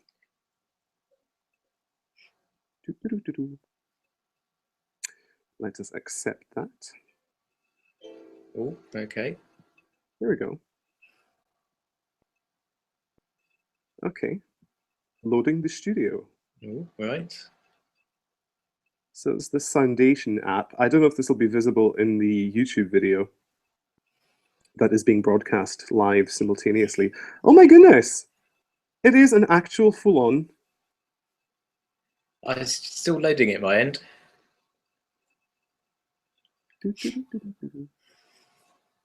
Let me know when it's appeared. Yeah. Oh, user joining. There we go. So yeah, you've got a. It looks kind of like GarageBand. It does look quite a lot like GarageBand. Wow. Okay. So presumably, oh gee, presumably, this just allows you to. Let's see what happens if I just record myself here. Oh, allow access. 1, 2, 1, 2. And I will now stop that and run it back and play it. There we go. Just about heard that, yep. That's really cool. So you could you could record yourself playing your uke, and I could actually, do an extra. Okay, we have to choose a song first of all. Oh wow! I can't believe we're doing this. Oof. I'm going to give some plectrum.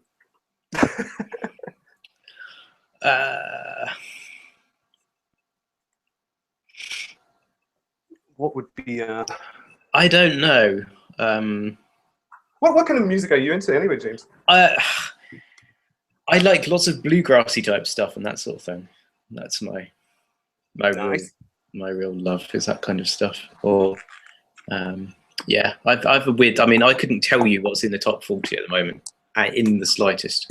No, nor could I. I just like lots of weird stuff. I think you get to an age where you stop listening to what's current and live in your own zone of where you feel most comfortable. Yeah. And so yeah, I'm tuning up here. So yeah, I've kind of flatlined musically, where I'm still listening to exactly the same stuff that I was listening to like 10, 15 years ago. In fact, to be honest, I don't even listen to that much music these days. I spend most of my listening is purely podcasts. Because when I'm out walking the dog and stuff like that, it's podcasts all the way. It just keeps me going. But there's one show that I actually, sadly not a DVMPE show, that I actually listen to more podcasts than it takes considerably longer than watching the show. and that is Under the Dome, because it is just so bonkers that the podcasts are absolutely hilarious because people are just generally ripping it to shreds. Right, I was going to say, I can imagine that would be entertaining for an entirely different reason. Absolutely. And it seems that most people only watch Under the Dome just to see how absolutely ridiculous it's going to get. I watched that show. I watched the whole of the first season because it came back, didn't it? It did. How? I will never. Well, it's season 3 now. What? Yep. Oh yeah. What? And if you thought season 1 was bad, you should have seen season 2. Oh my god. Now what they're doing with season 3, it is just absolutely flat out bonkers. Oh man. Oh, hang on. I just got a message here from Doug Mayer. You want to join us?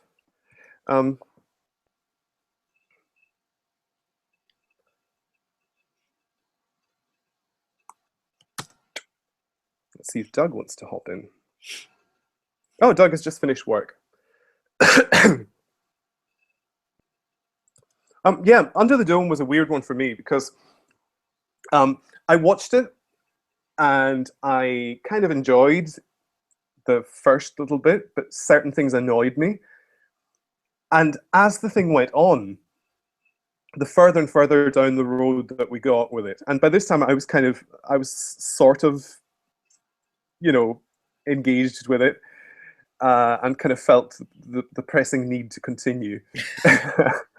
And so I was watching this, and every week I'd be watching it going, why in the world am I still watching this?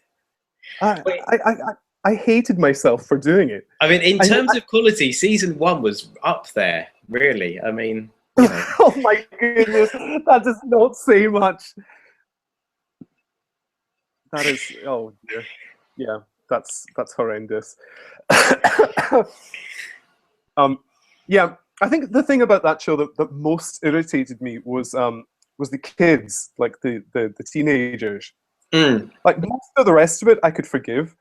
And it also didn't hurt that the what's the girl called? The redheaded one. Rachel. Was it Rachel? That's the one. Yeah. Something like that. Something like that. But the fact that she was, let's not put too fine a point on it, pretty easy on the eye. Yeah, not too bad. Not too bad at all. Not too bad at all. Made it quite enjoyable watching. Hey, we have just been joined live by Mr. Doug Meyer. Meyer. Meyer, even. Meyer. Tomato. How are you doing, Doug? I'm doing just fine. Just got off work. What? Hang on. What time is it? It's 6:13 a.m. right now. Oh my goodness me! And you're in Chicago, right? I am in Minnesota. Oh, Minnesota. Sorry, beg your pardon. Not too far from Chicago. Nah, we're like about 300 miles away, or I don't know the metric system and all that, You're at least in the same landmass, Yeah. So what is work for you? I work at a grocery store. I stock shelves. Nice. Well, we are kind of varied people here. I'm a teacher by day. Mm-hmm. James here, I don't know if you know James. But, James has been although he's not a podcaster with the DVMPE, he has been a long-time DVMPE fan. And I was just recently in this chat with Maz and Gab Lopez, who are down in London, but they had to go. And they had a couple of friends with them as well. And so I was left abandoned and frantically trying to find anybody who might be awake and able to join in. And because James is such a sucker, he has been drafted. I like the crown, though. The crown puts it together. The crown was nice. It actually suits you. So, I mean, I have got a massive sombrero under this chair that I'm sitting in. If you want me to put that on, Well, actually, if we're talking hats, I'm the king of hats. Here's my. You were doing a test room the other day, and I saw the fedora. You were rocking a fedora, and that's right. I had my straw fedora. I've also got this little chap here. I'm fond of. And if I'm going for full-on summer vibe, there you go. Hats ahoy! You can't beat a good hat. That's right. Hey, Southsider.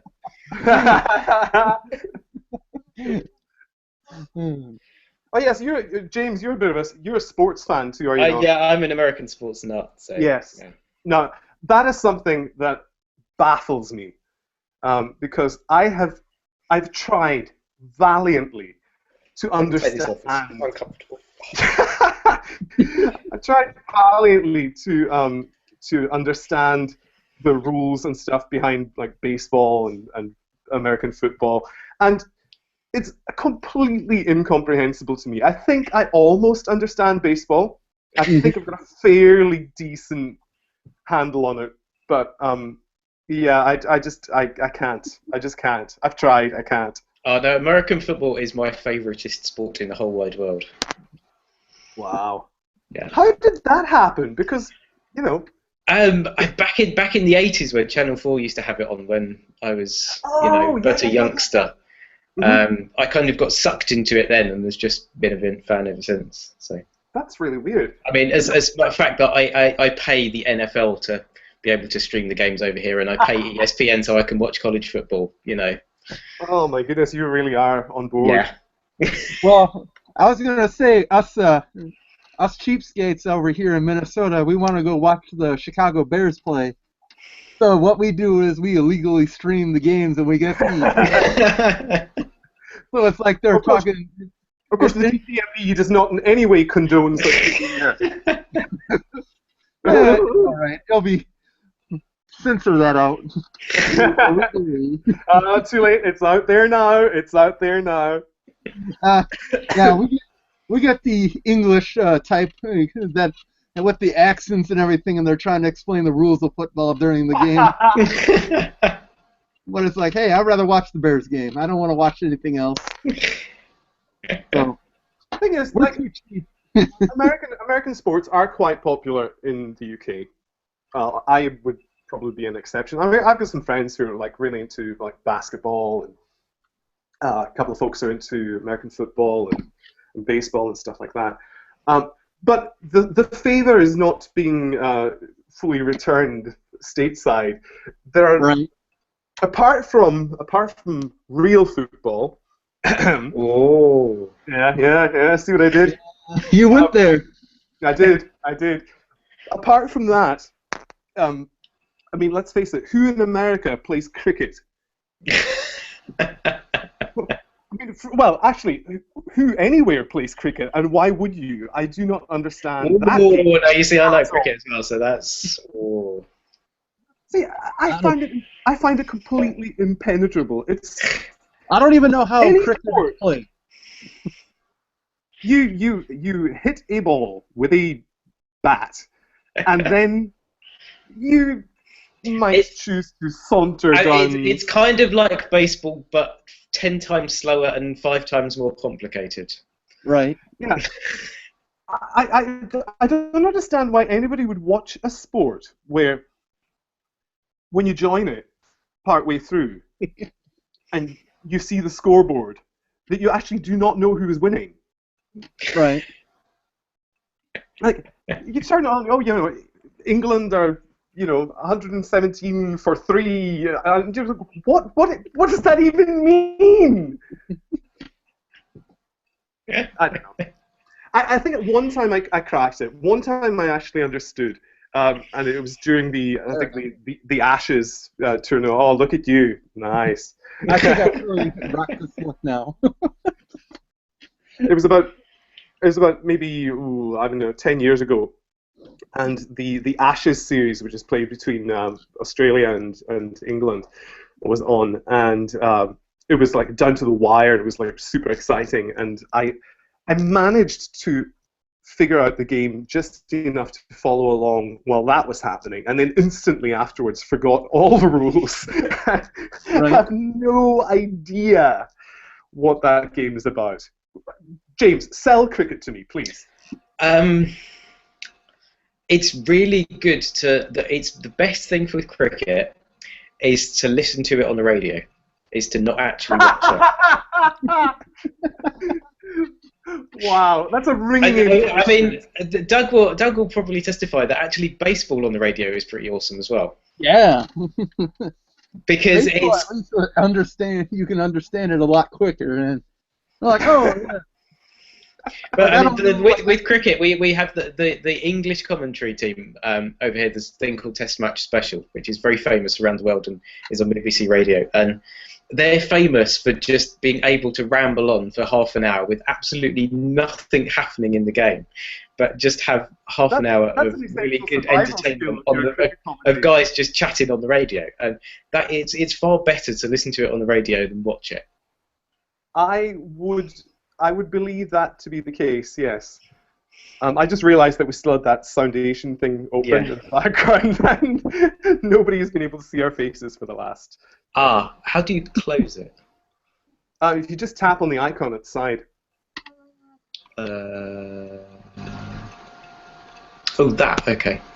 There we go. That's better, right. So, yeah, cricket commentary is hilarious. I have heard cricket commentary, and it's even more impenetrable than the game itself. It's like hearing, you know, when you hear guys, you know, when you hear wine experts talking about, you know, like the nuttiness of this and the, you know, it sort of reminds me of that. I think the really complicated thing about cricket is the fielding positions, because I mean in baseball you've got the bases, shortstop, and the 3 outfielders. That's it. It's fairly quite simple. Nobody moves around much. They just stand there and they catch the ball. With cricket, you have, because it's like played in 360 degrees, whereas baseball's played in a that basically, isn't it? Whereas cricket, you can play all the way around. And so you have fielders everywhere, and they all have really stupid names, like long on and long off, deep mid wicket, silly point, deep square, cover boundary. You know, and if you know cricket, you can imagine where all of these people are standing. But if you don't know it, it just sounds completely mad. It is completely mad. It doesn't just sound completely mad. It is entirely bonkers. I cannot even imagine how those names even came about. No, some of them are a bit, why? Yeah. Yeah, crazy stuff. So Doug, we were talking earlier on about before James joined, when we had Mazengab Lopez and a couple of their friends with us.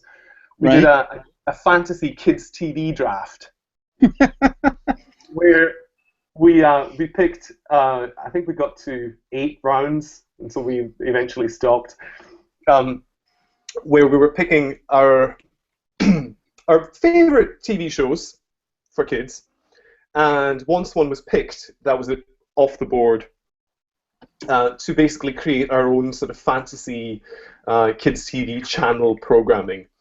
All right. Now there was a whole bunch of things that we got that were sort of more UK based, but if you were to pick, say, your top 5 kids TV shows from when you were growing up. It'd be interesting to see if we get any crossover here. I was gonna say, do we like go cartoon or? Well, you can go with anything. Now, James, you didn't get a chance to do this either because you joined us afterwards. So yeah. I'm gonna have to give you your top 5 as well. So you better get a list together fast. Yeah. Okay. I can probably think of a few. I think probably most of mine were already taken with Baz and Gav, because I think we were sort of very similar in age, so you know. Yeah. I was gonna say I'm like 29 in a couple weeks, so I don't know. Mine's probably gonna be more 80s, 90s orientated. So that's fine by me. That's my wheelhouse. All right. So you're right. Go for it, Doug. Let's have a round just between the two of you. All right. Let's see. Since I got the Ghostbusters poster in the background, let's go with Peter Venkman from the Real Ghostbusters cartoon. Yeah, I remember that. Yep. Mm-hmm. Yep. You don't need to. You can just pick the show, not necessarily the characters from it. So that would be your first pick. Real Ghostbusters. All right. Teenage Mutant Ninja Turtles. Oh, hang on. We'll take turns. We'll take turns. Okay. We'll jump across. Actually, before you do though, why the Real Ghostbusters? Because that's my cartoon, man. That is one of my favorite cartoons. I even watch it still a little bit nowadays. Some of those episodes hold up. I haven't seen that in years. No. Stay away from the spin-off Slimer and the Real Ghostbusters. Oh dear. Yeah, that kind of terrible.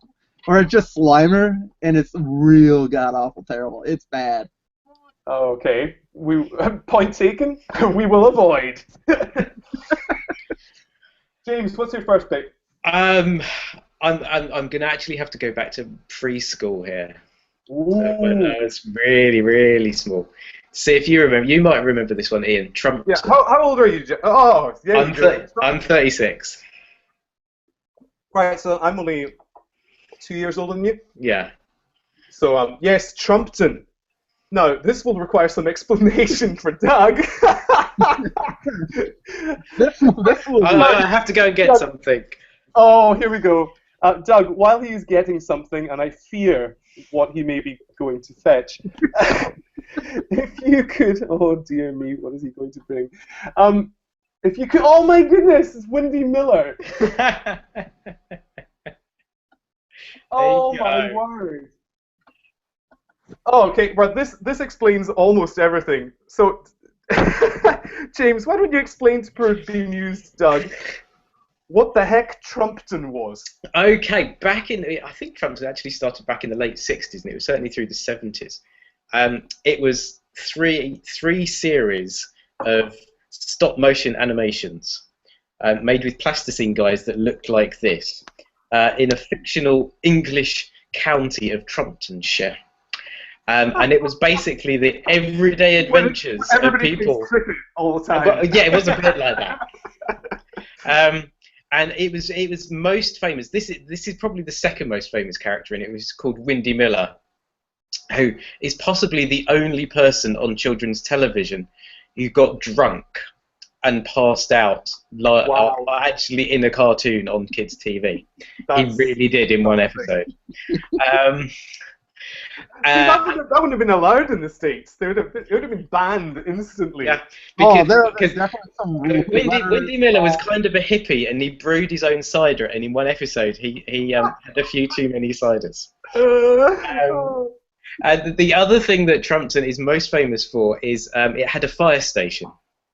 And Barney McGrew, Cuthbert Dibble Grub. And that's what it's famous for. The other thing that in the 13 episodes that the fire station was in, they never put out a fire.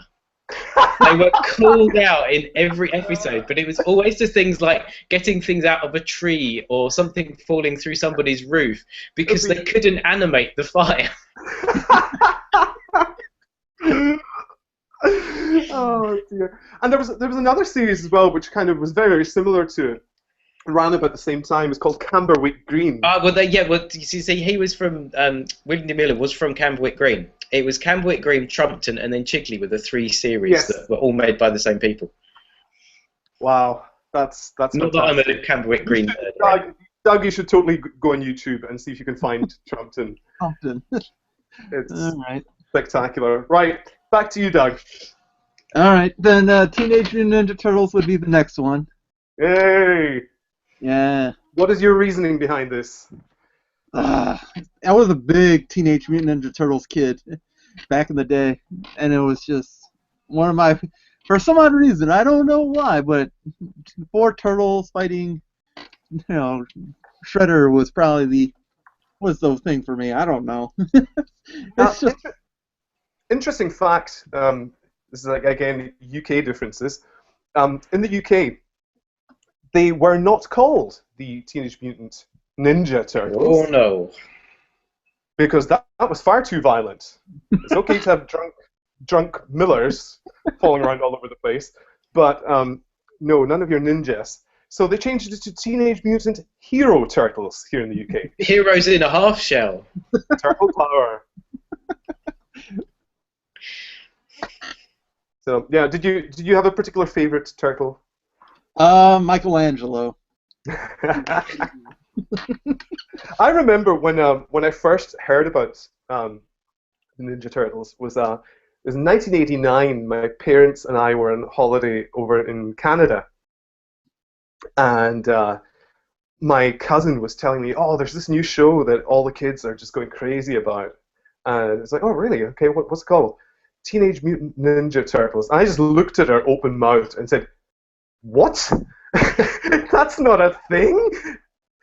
But indeed it was. Yeah. It was shortly thereafter that it crossed over to us. No, that's a good one. Right, back to you, James. Right, okay. I think this is a very UK-centric one again that you'll probably remember, Ian. Funhouse. Mm-hmm.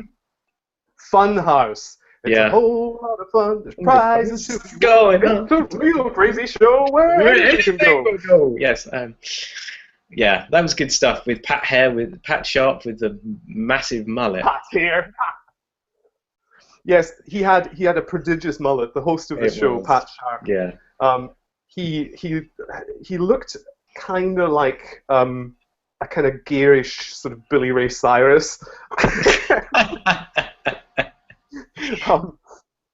But yeah, that was a lot of fun, and you know, teams of kids kind of competing, and yeah, it was fairly chaotic kind of game show type thing for kids. Yeah, it was lots of Gunge was involved, yes. Yeah, and foam That and all again, that sort of stuff. I don't know, is that a particularly British thing, that Gunge played such an important role in much of our kids' TV? Somebody would end up getting like bucket loads of this kind of coloured muck flung across them at some point in time. No, that's a great one. Funhouse. Okay, Doug? Power Rangers. Oh, the Mighty Morphin yeah. Power Rangers. And they're still going. Oh, yeah. Amazingly.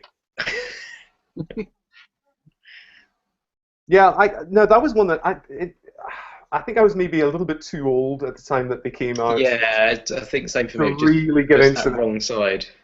Right, I was only 7 when the first show came out, so I was still in that demographic.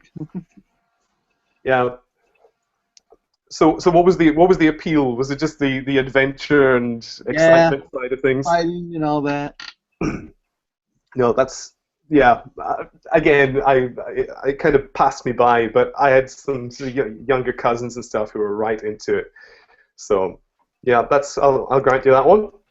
Right, James, number 3. You've had Trumpton and Funhouse thus far. Yeah, I'm going for a cartoon which I don't know whether either of you will remember. It was Ulysses 31. Do you remember that, Ian? Yes! I haven't seen it since I was a kid, and I can't find it anywhere, and I so want to watch it again to see if it's as awesome as I remember it was. The theme tune, again, sticks in my mind. Ulysses, no one else can do the things you do. Yeah. Oh, wow. It was like sort of Greek monster in space or something, wasn't it? It was completely mad. It was quite bonkers. And I don't know where it originated from, because it certainly wasn't made in the UK. Well, I just Googled it, and it says it was a French-Japanese series, which... what? Yeah. There you go. From 1981. Wow. So, there you go. Now, there was another one that was quite similar to that. I think it was probably made by the same people, which was... the Cities of Gold. I was just going to say Cities of Gold as well. Yeah. Nice. Yeah, again, that's worth googling. Oh my. Oh my. Oh, hang on. I just got a message here from Mr. David Voxmullen, our esteemed emperor. He may be joining us. Feel free to hop in if you get a chance. There we go. Right, excellent. Doug, back to you. Oh, boy. Let's say Ghost Rider. Okay. No, I don't remember seeing this. I don't know about Ghost Rider. I know Ghost Rider as in the comic book character. I'm assuming it is a televised version thereof, yes? It's this ghost that teaches her that it's a bunch of kids that solve crime or mysteries. Oh, okay, so nothing to do with Ghost Rider at all. It's a bunch of these kids in Brooklyn, New York, I think, and they solve mysteries. Oh, Ghost Writer, not Rider. Oh, yeah. Yeah, I remember that one. I don't remember this one. Do tell. Yeah. This ghost can only write messages with the letters of letters all around them, and it's just a weird show. It was weird. Yeah, I remember thinking it was really good at the time, but now I think back to what it was like, yeah. Yeah, a lot of these things in the cold light of day, in your more adult years, you suddenly realize, oh my gosh. I watched the first episode and I found out Samuel L. Jackson was in it, and I go, what? What? I don't remember this. That's quite something. I was waiting for him to drop the F-bomb on us. What do you mean? You know, I'm like, oh man. No. Even Wendy Miller never did that. Oh, I should probably pause at this point because we haven't done a sponsor break for a while, and say for anyone who is watching, we are the DVM Podcast Empire, and we have been doing a 24-hour podathon. I should have said that we passed the halfway point. Woohoo! Yay!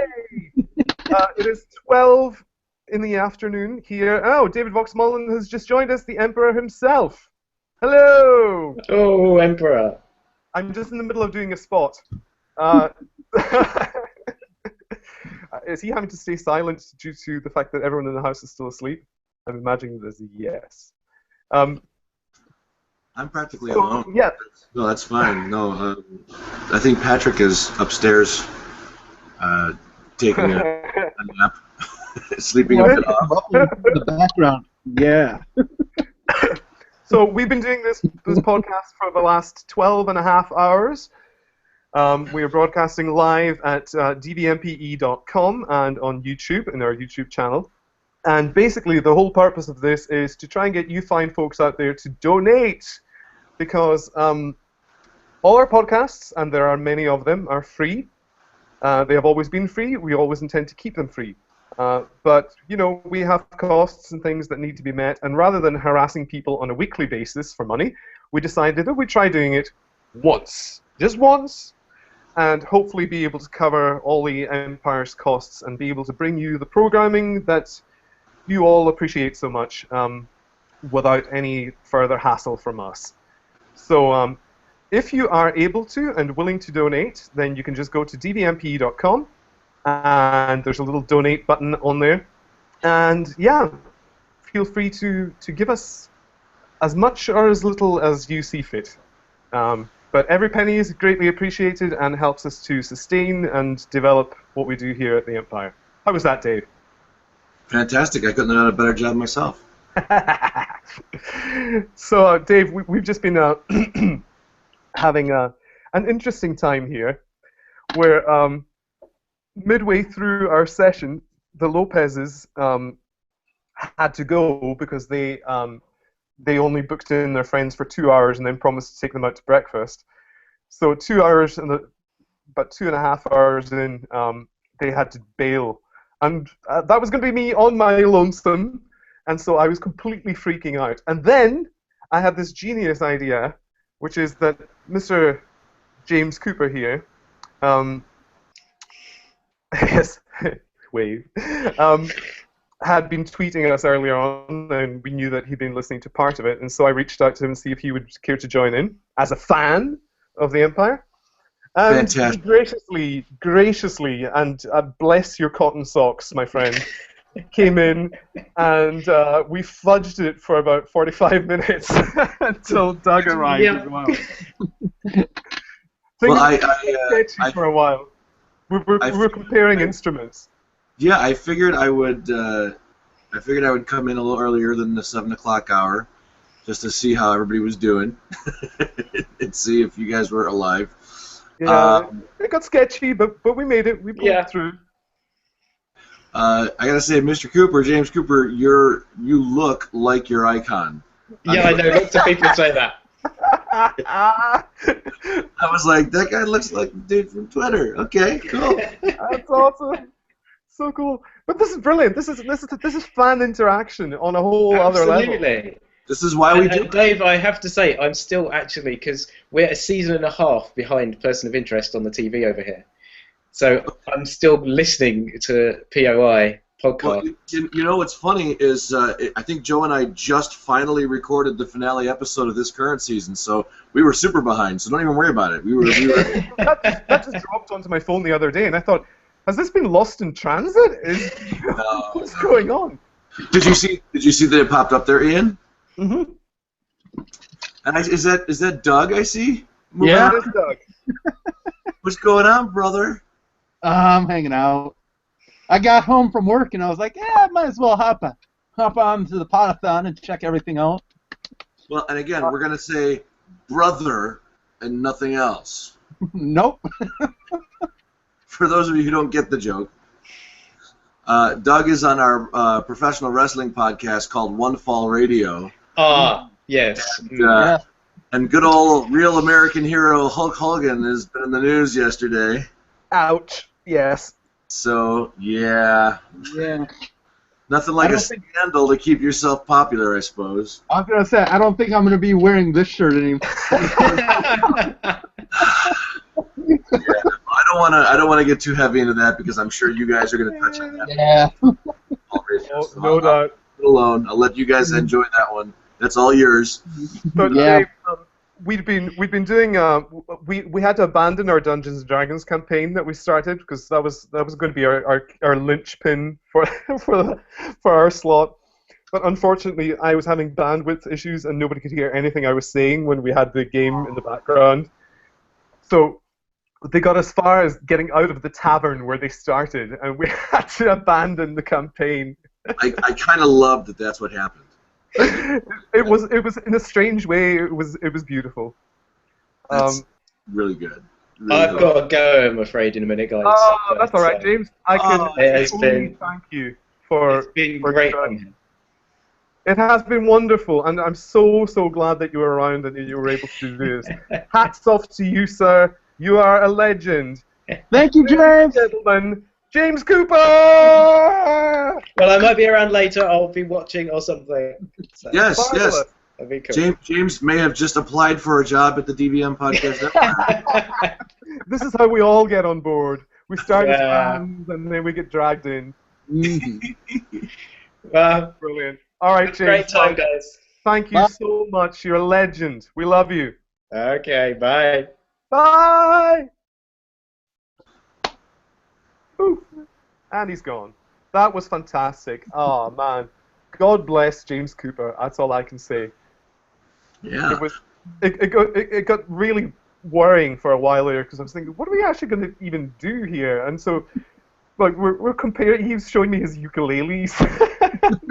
Well, did you see? Ian, did you get to see any of our one? I did see some of our one. I seem to recall.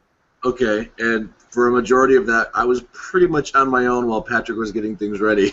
Yes, because you were just sitting there fudging it, and I'm seeing Patrick running around, and that was when you cut off the stupid video and nearly gave me a heart attack. Well, it was. I had to rebuild the website at 2:30 a.m. You, my friend, again, this is exactly why we're doing what we do. This is exactly it, because we don't pay each other, so we just kind of do this thing as we go, and wow, it's one of those things where we do this because we love it. We love the listeners. We love the shows that we podcast about. We love doing this, and yeah, it's honestly to a degree a somewhat thankless job. I mean, we get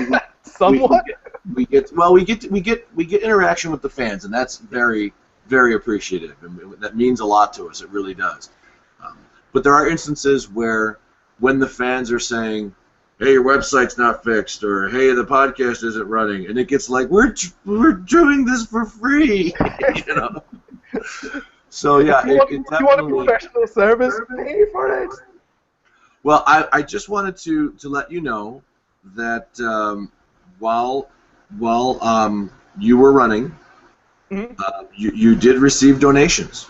Yay! You received a donation for $50. Wow.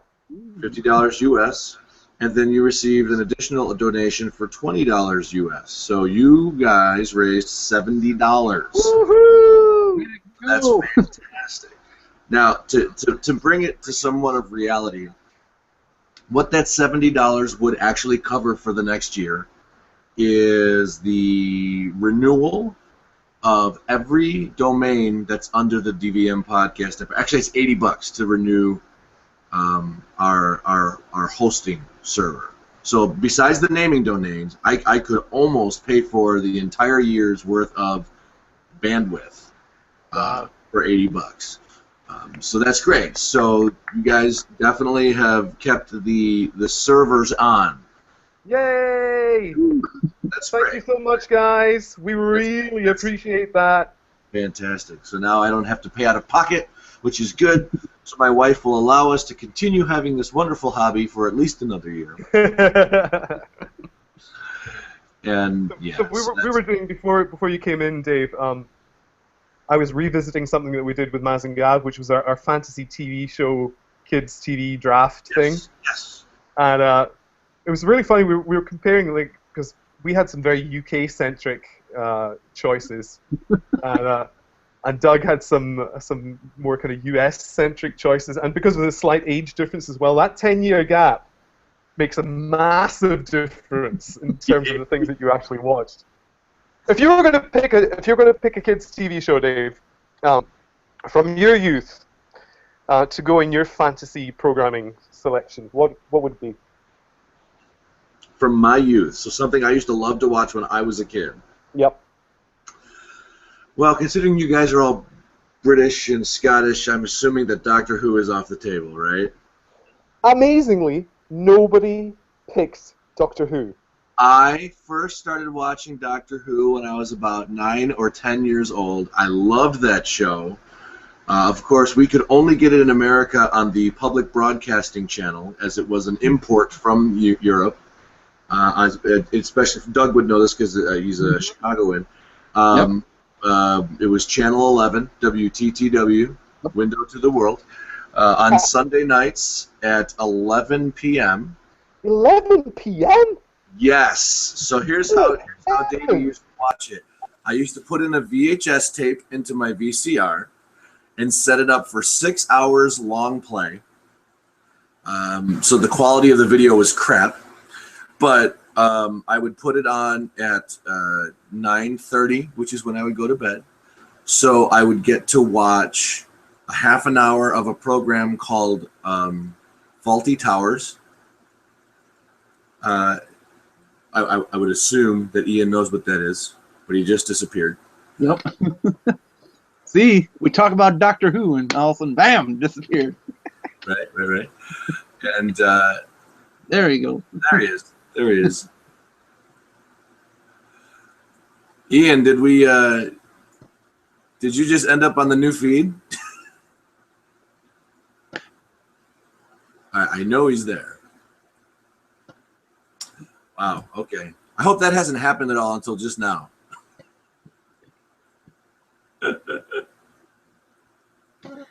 I'll share it with you, Doug. So what I was Look, I'm listening. Oh wait, hold on. Let me see if I can. Oh my gosh. That is hilarious. Hold on. Let me see if I can find the.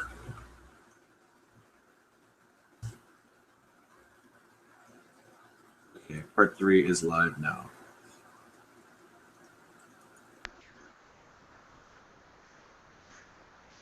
Wow. Okay, so I think Whoa! There we go. Oh, hey! I have no idea what happened there. You touched something. No, I think my internet connection actually dropped entirely. Really? But it appears to be back. I don't know.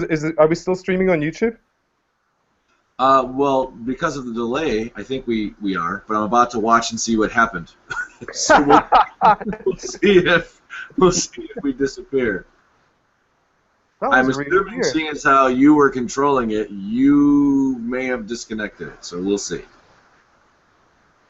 This is cool. We get to watch live as live-ish. Well, because of the delay, I think we are. But I'm about to watch and see what happened. Oh, not that fast at all. There you go. Excuse me. Dodged another bullet. Either that or people were just smart enough to get back on, so that's cool. So, Yeah. Where's Ian? Oh dear. No, that's cool. So, I was saying Doctor Who. So when I was a kid, it would come on at 11 o'clock at night. I would put in a VHS tape on Sunday night because it was a school night, so I had to go to school the next day. I would come home Monday afternoon after class, and I'd put on the tape, and I would sit through the last half hour of Faulty Towers. Yay! It's this very big, like, British dump on American broadcasting. So I would watch Faulty Towers, and then it would be the Dave Allen. Oh, yeah. The Dave Allen show. It's just this British guy who would sit in a chair and smoke cigarettes and crack jokes. He's hilarious. And I loved it. I thought it was great. Granted, you know, I'm 8 or 9 years old, and this is my intro to British humor. So yeah. And a very good one it was too. If you ever get a chance, if you look on YouTube and see if you can find the one where he's explaining how to tell the time, it is absolute comedy gold. The joke that cracks me up the most from Dave Allen, that stays with me ever since I was a kid, was somebody had died and gone to heaven and met St. Peter at the gates, and St. Peter started taking him around, and he was showing him, oh, this is where all the people who have died have gone, and this is this, and this is that, and these are beautiful houses that are here, and just describing heaven beautifully. And then there's this giant brick wall, and the person who died says to St. Peter, well, what is this brick wall doing here? And he says, oh, well, that's for the Catholics. They like to think they're the only ones here. Yeah. I thought that was brilliant. I was like, well, I was like 9 years old. That joke stuck with me ever since.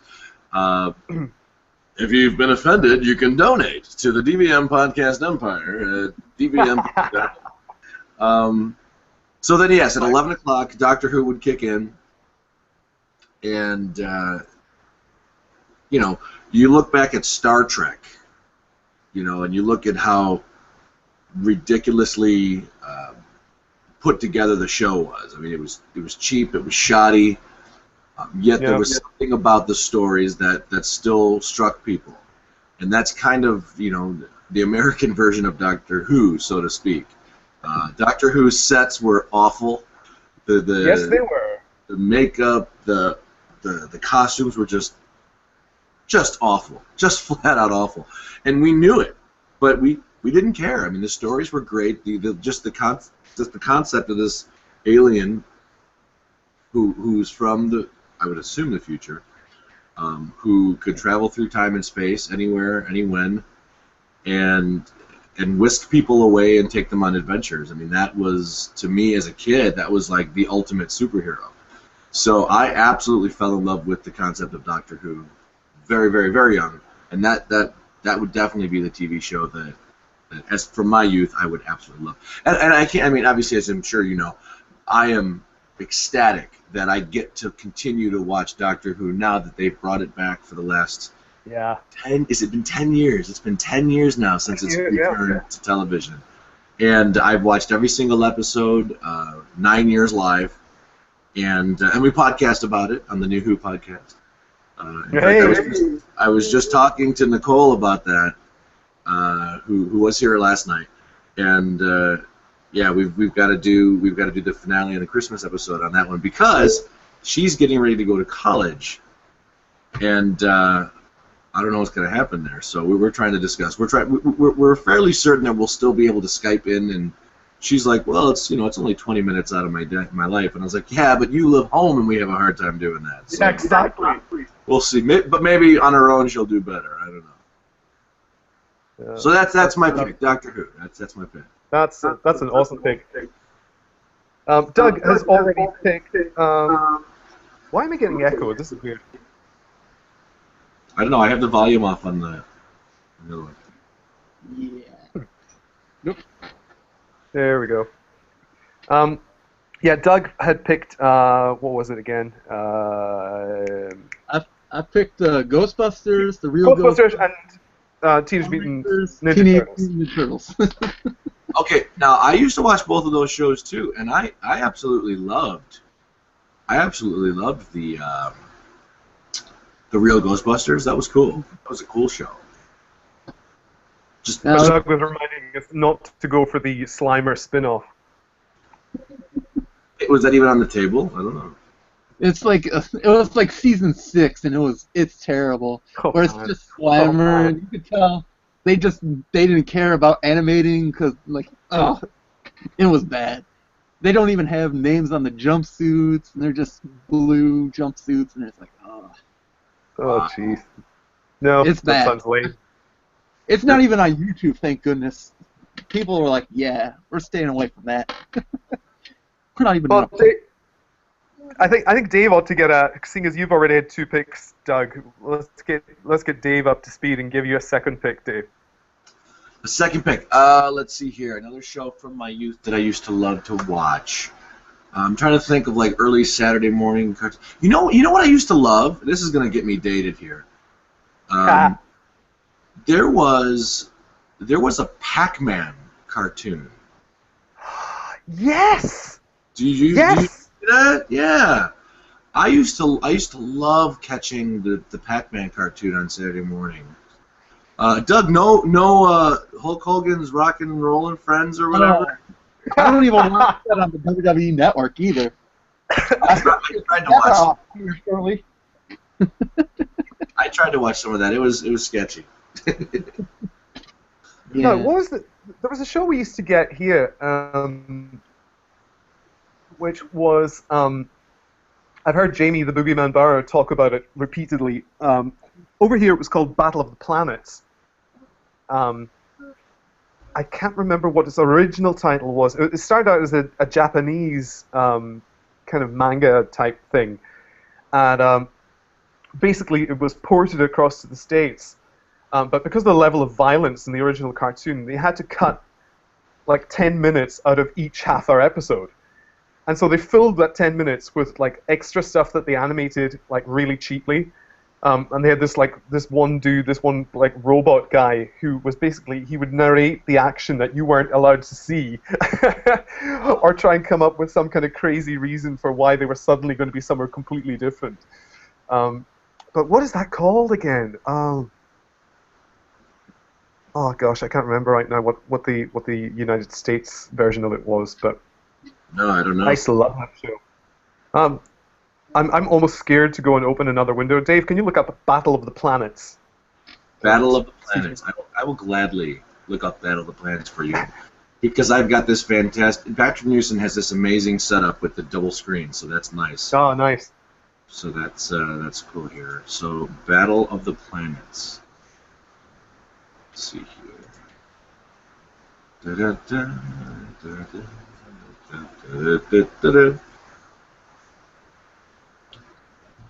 Battle of the Planets.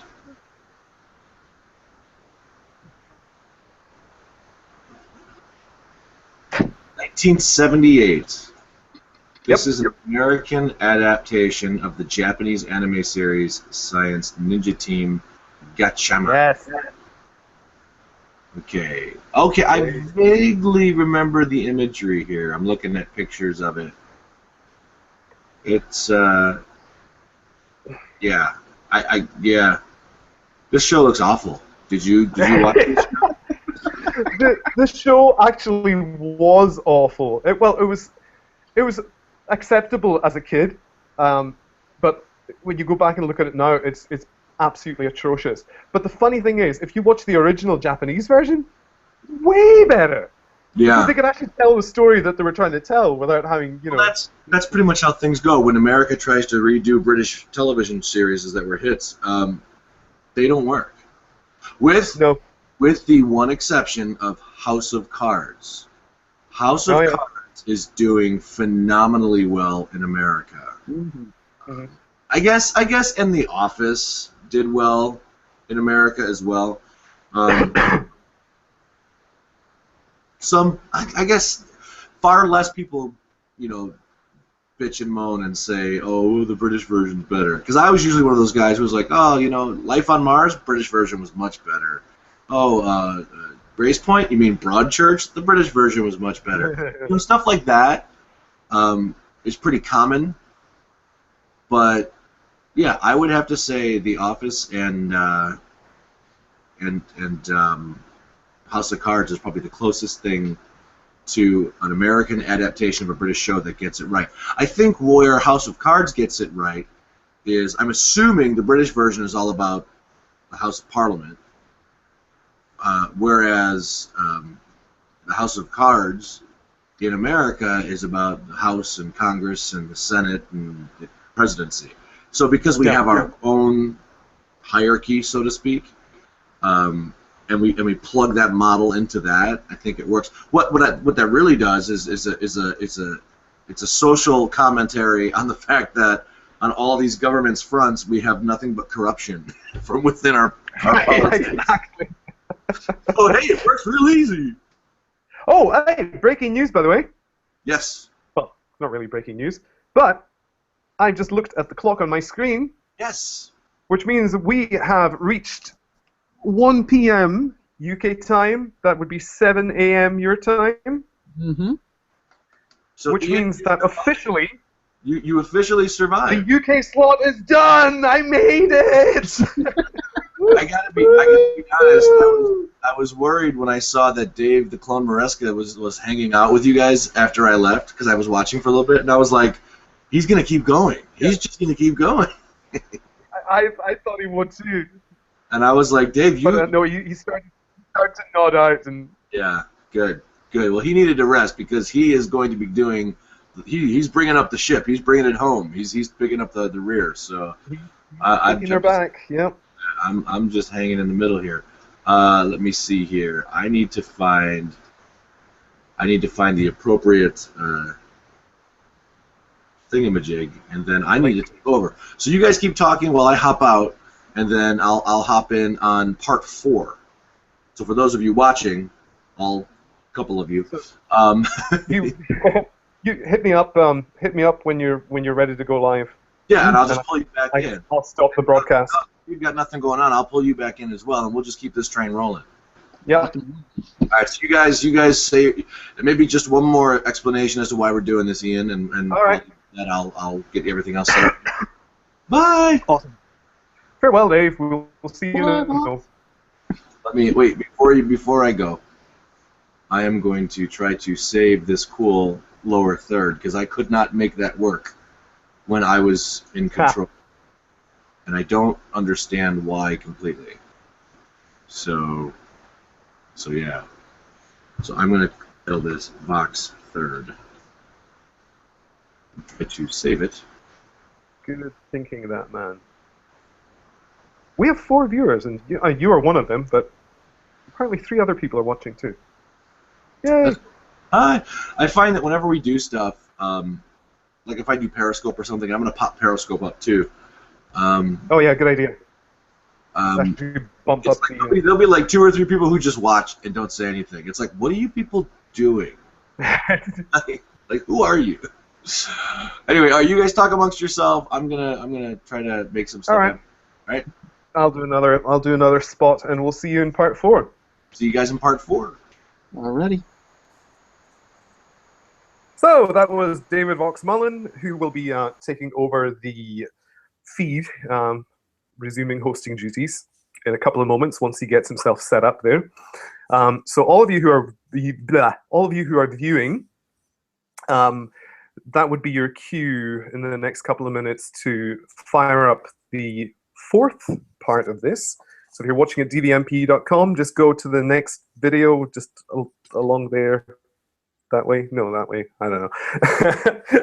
And you can set that video going, and then once this one cuts out, you can resume your viewing. But yeah, we are doing this to try and raise some money to help the DVMPE continue. We've been podcasting for 6 years. Not like continuously like we have tonight, but we've never been, we've been always fan supported. We've never been particularly sponsored by anybody, and we've never charged for our podcasts. So it's all free to you, the listener.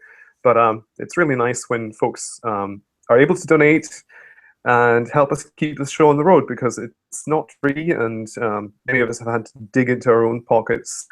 And not only that financially, but we've had to put a whole lot of work into keeping this going. So we've been, yeah, it'd be really nice if anyone watching would be able to donate. You can go to dvmpe.com, and there you will find a little donate button.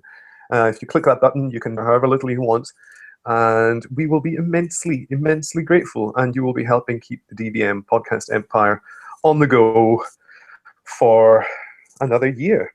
And hopefully that means we won't need to beg for money again. So I am just checking here to see if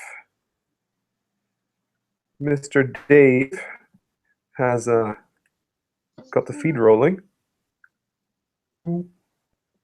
How long have you got to? How long have you got, Doug, to stay with us?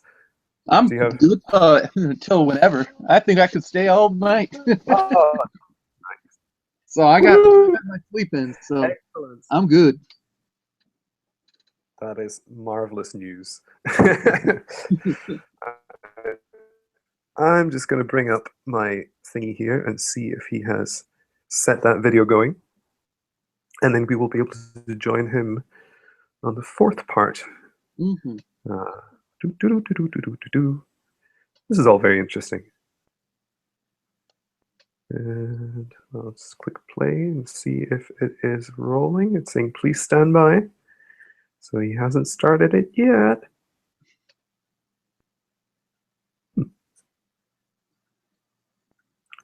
Cool. Nope, nothing doing. Oh well, we shall just continue in his absence. Right, so where had we got to? Oh yeah, you were doing your fantasy picks. Mm-hmm. So have you got a number 3 for me? Let's go with the Super Mario Super Brothers Super Show. Wow. Now again, this is something that I did not watch because I think it probably time-wise in my life sort of slightly passed me by. So I'm assuming this was an adaptation of the popular Nintendo franchise. That's right. I think it was like in 1988, 89, I think it ran. And it was pretty much a live action. Oh, no, that would have been my time. Yeah, it would have been. It was live action. Oh, this is hard. It was live action. Let's see, live action. It had two. One guy playing Mario, and then the other one was playing Luigi. And then they would show a couple cartoons of the Super Mario Brothers. And then I believe on Fridays they showed Legend of Zelda. Oh, wow. So it was a long time. I haven't seen an episode in such a long time. Do you think it would hold up if you went back? Probably not. I know it got released on DVD a couple years ago. I was tempted to buy it, but I'm like, nah, I don't even think it's worth watching it for paying $5 on it. Let's try to see if there's anything here that I didn't pick that you might actually recognize. Oh, well, there's the Spider-Man cartoon. Yep, watch that. That was great. Mm-hmm. Actually, no, I should rephrase. It probably wasn't that great, but I loved it because it was Spider-Man. And that was really all that mattered. Right. Yeah. So let's see here. I'm still trying to see if this feed's going, the fourth part of the feed, but nothing apparently as of yet. So why don't you tell us a little bit about while we're waiting for Dave's show, One Fall Radio, that you do at DVMPE? One Fall Radio is a wrestling podcast. Well, we obviously talk about wrestling. We recap our Monday Night Raw. A couple independent shows. One of them is called Ring of Honor. Another one's called Total Nonstop Action. It's called TNA, which features one of our fellow podcasters here on the DVM Podcast Network, Podcast Empire, Mr. Anderson, Ken Anderson. I believe he hosts a couple of shows with David. We talk about wrestling news, which obviously when we do our live podcast. It will be talking about Hulk Hogan and his racial comments. So we'll see how that goes. Hopefully we won't spark controversy when we're talking about it. We do a couple I've realized what the problem is. Oh, you keep going. All right. We we do a Where Are They Now feature called Hey, Whatever Happened To? Whatever goes on, we do that, and it's awesome. Some real obscure wrestlers. I was talking to one of my buddies came into my grocery store today when I was working, and he was talking about our podcast, and I was like, hey, we're doing a Podathon. You want to check it out? And so we're going to have him listen to it, so hopefully. I was giving him some ideas on who we're going to feature this week on our show. Okay. Let's see. Just that's pretty much it. It's a recap of everything that happens in the wrestling world. Hopefully, sometimes we go like an hour, sometimes we go over an hour and a half. It's whatever we get going is a subject. I know a couple of weeks ago we were going through old wrestling websites, wrestling websites. One of them was featured like in 1999, where like Real Player was being used, and we're like, I don't even remember when they stopped using Real Player. And Real Player, that thing was a pain. Oh yeah, we're like, someone had to use MIDI. Someone had to use MIDI on this page. So we're screwing around when we're recording. So whatever wrestling related things come up, we always talk about it. Oh, I'm getting an incoming call from Dave. Let me see if I can. I may have to log out from here. Now this is going to be really meta because I'm going to be logged on as me on here in one video, and